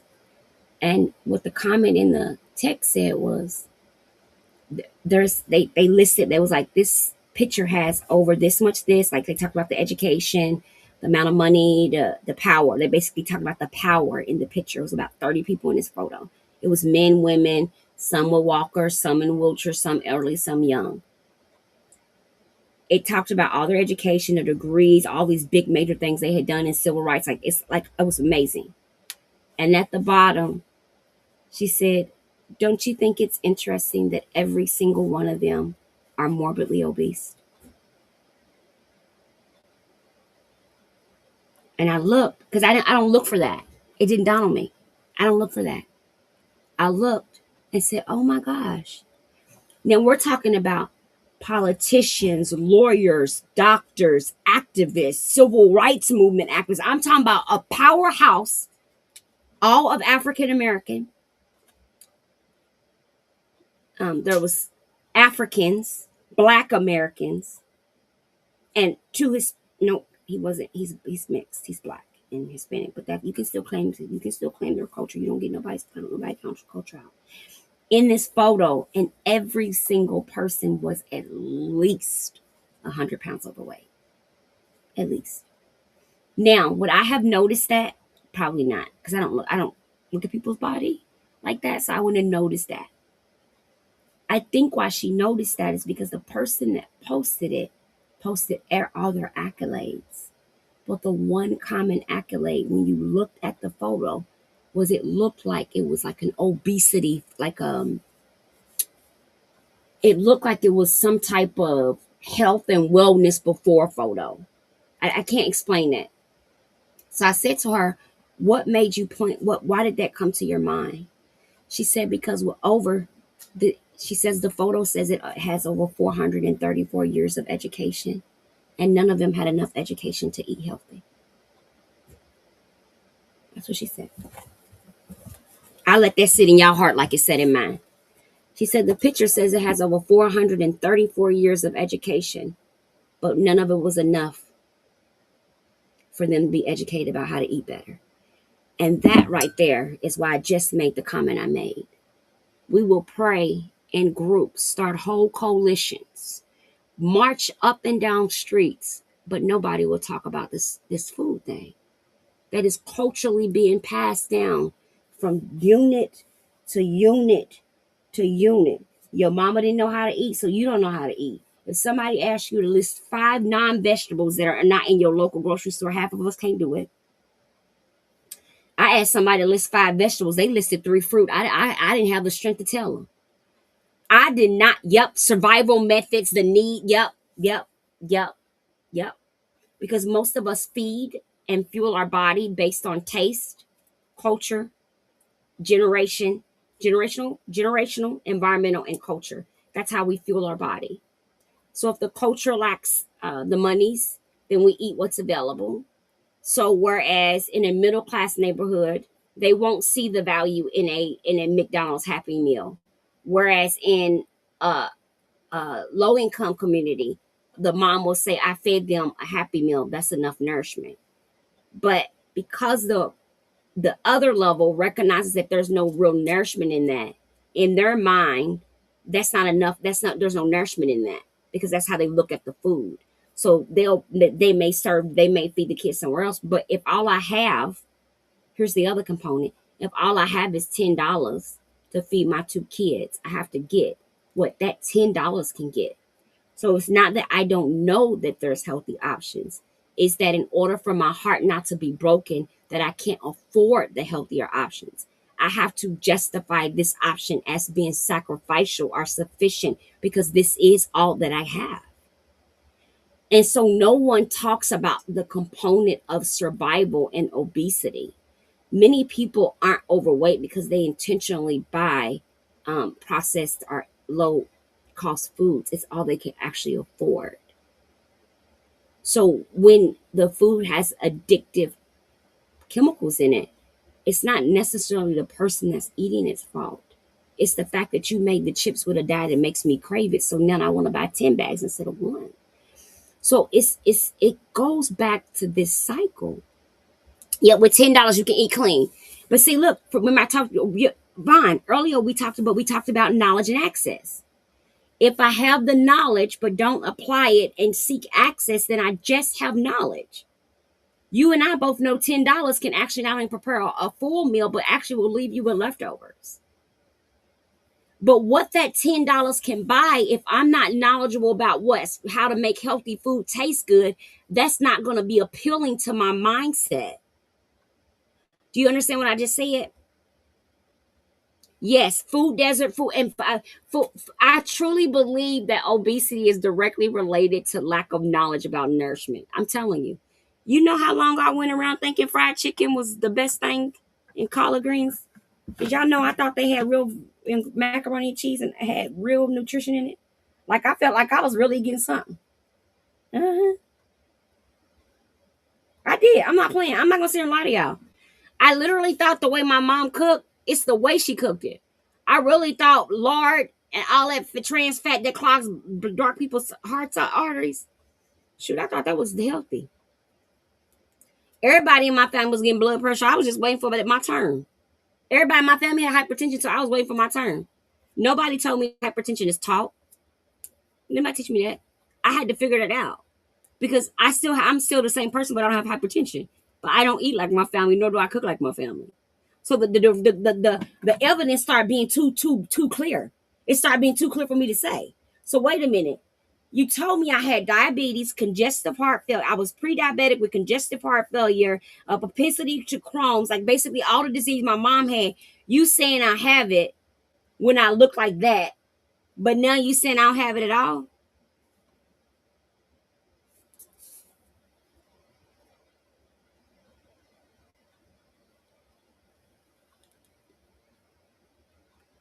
Okay, that's enough for tonight. We're on page 93. We're going to stop and make major decisions. You can cook greens without. You sure can. You don't have to. Greens taste good without the meat. I cook it without the meat. I actually add potatoes in it. I do all like red potatoes. I do all kind of cool stuff. The things that I've created in my cookbook and in my meal plans that are of cultural based foods, how we just simply changed one or two steps to make it better for you so that you're not cooking all the nourishment out of it. Did you know a lot of soul foods cook so long that you actually are cooking the flavor into the food and the nutrition out? Hi, Butter Brown. Did y'all hear what I just said? Did you know that some of the soul food cooks a lot of the nutrition out in order to cook the flavor in? Do you understand? Put liquor is the best. What's put liquor? What's put liquor? That's the only way I've cooked my greens for over 20 years. Put liquor in them. Liquor, pot liquor. Oh yeah, pot liquor. Ooh. I know what pot liquor is, baby. Oh. I still like my soul food. I just don't eat a lot of it. Yep, no nutrition in sight. So that's the thing. Like our grandmamas want us to eat the chimichanga and the pound cake, but the 17 eggs and the 3 packs of butter, Basically, it's like I'm eating a piece of congestive heart failure. That's why I can only have one piece. So when your grandmama get mad at you and get seconds or third, grandma can't get seconds or third. Seconds or thirds is when the problem come in. It's not the first plate that's the problem, mom. It's the fact that you want me to eat 5 plates of it so you can feel satisfied, so you can watch me get over full and fall asleep on the couch every Sunday. No. Let's get up and walk around for Sunday dinner. Let's do something different.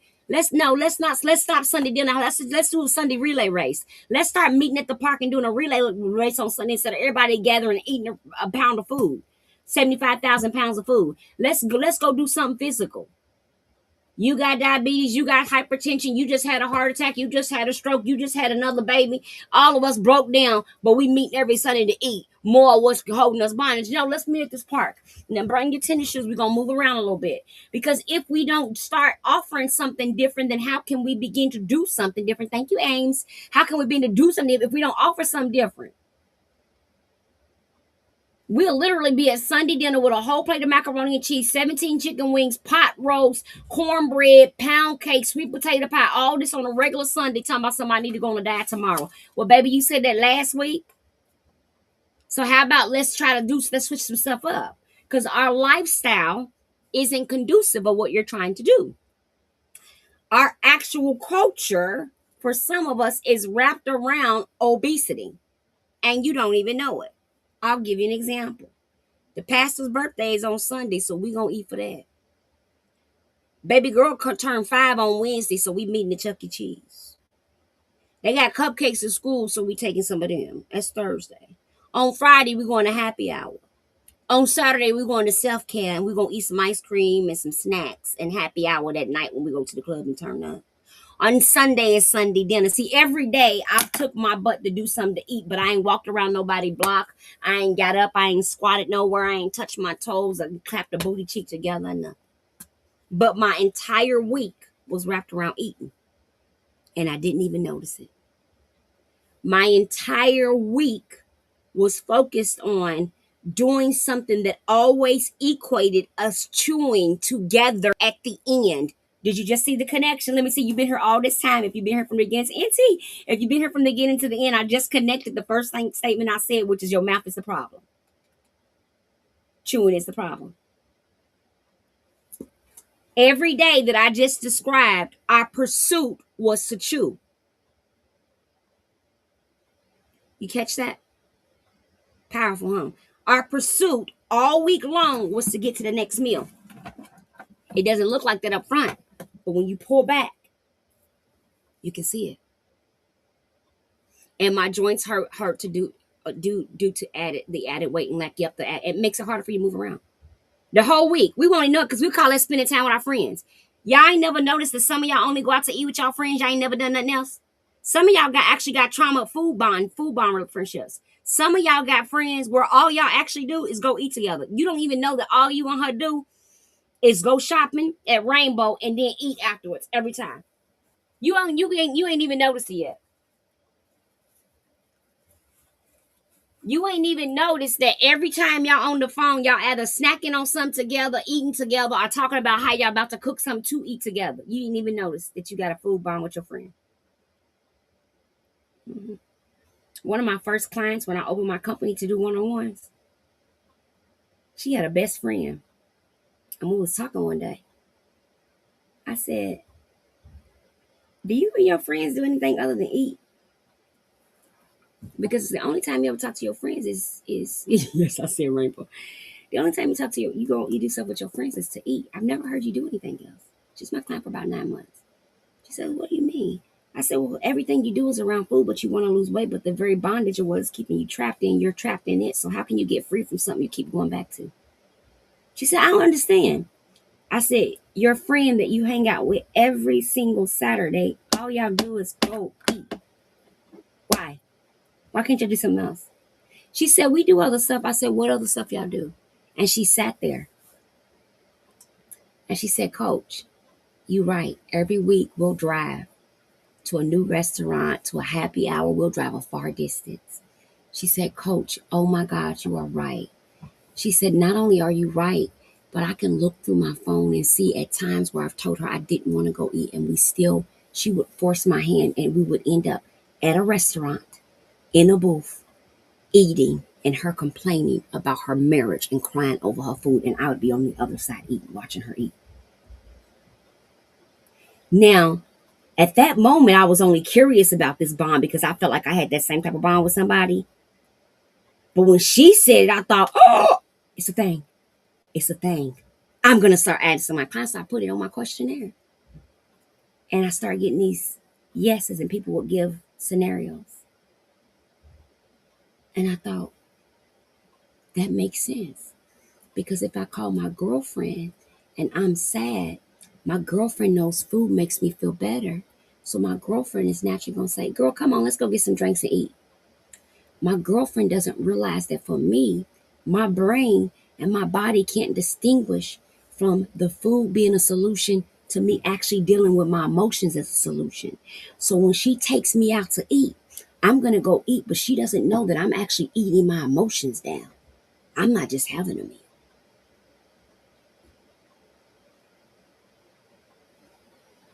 And because it was traumatic before we got to the restaurant, now her and I are trauma bonding over a meal.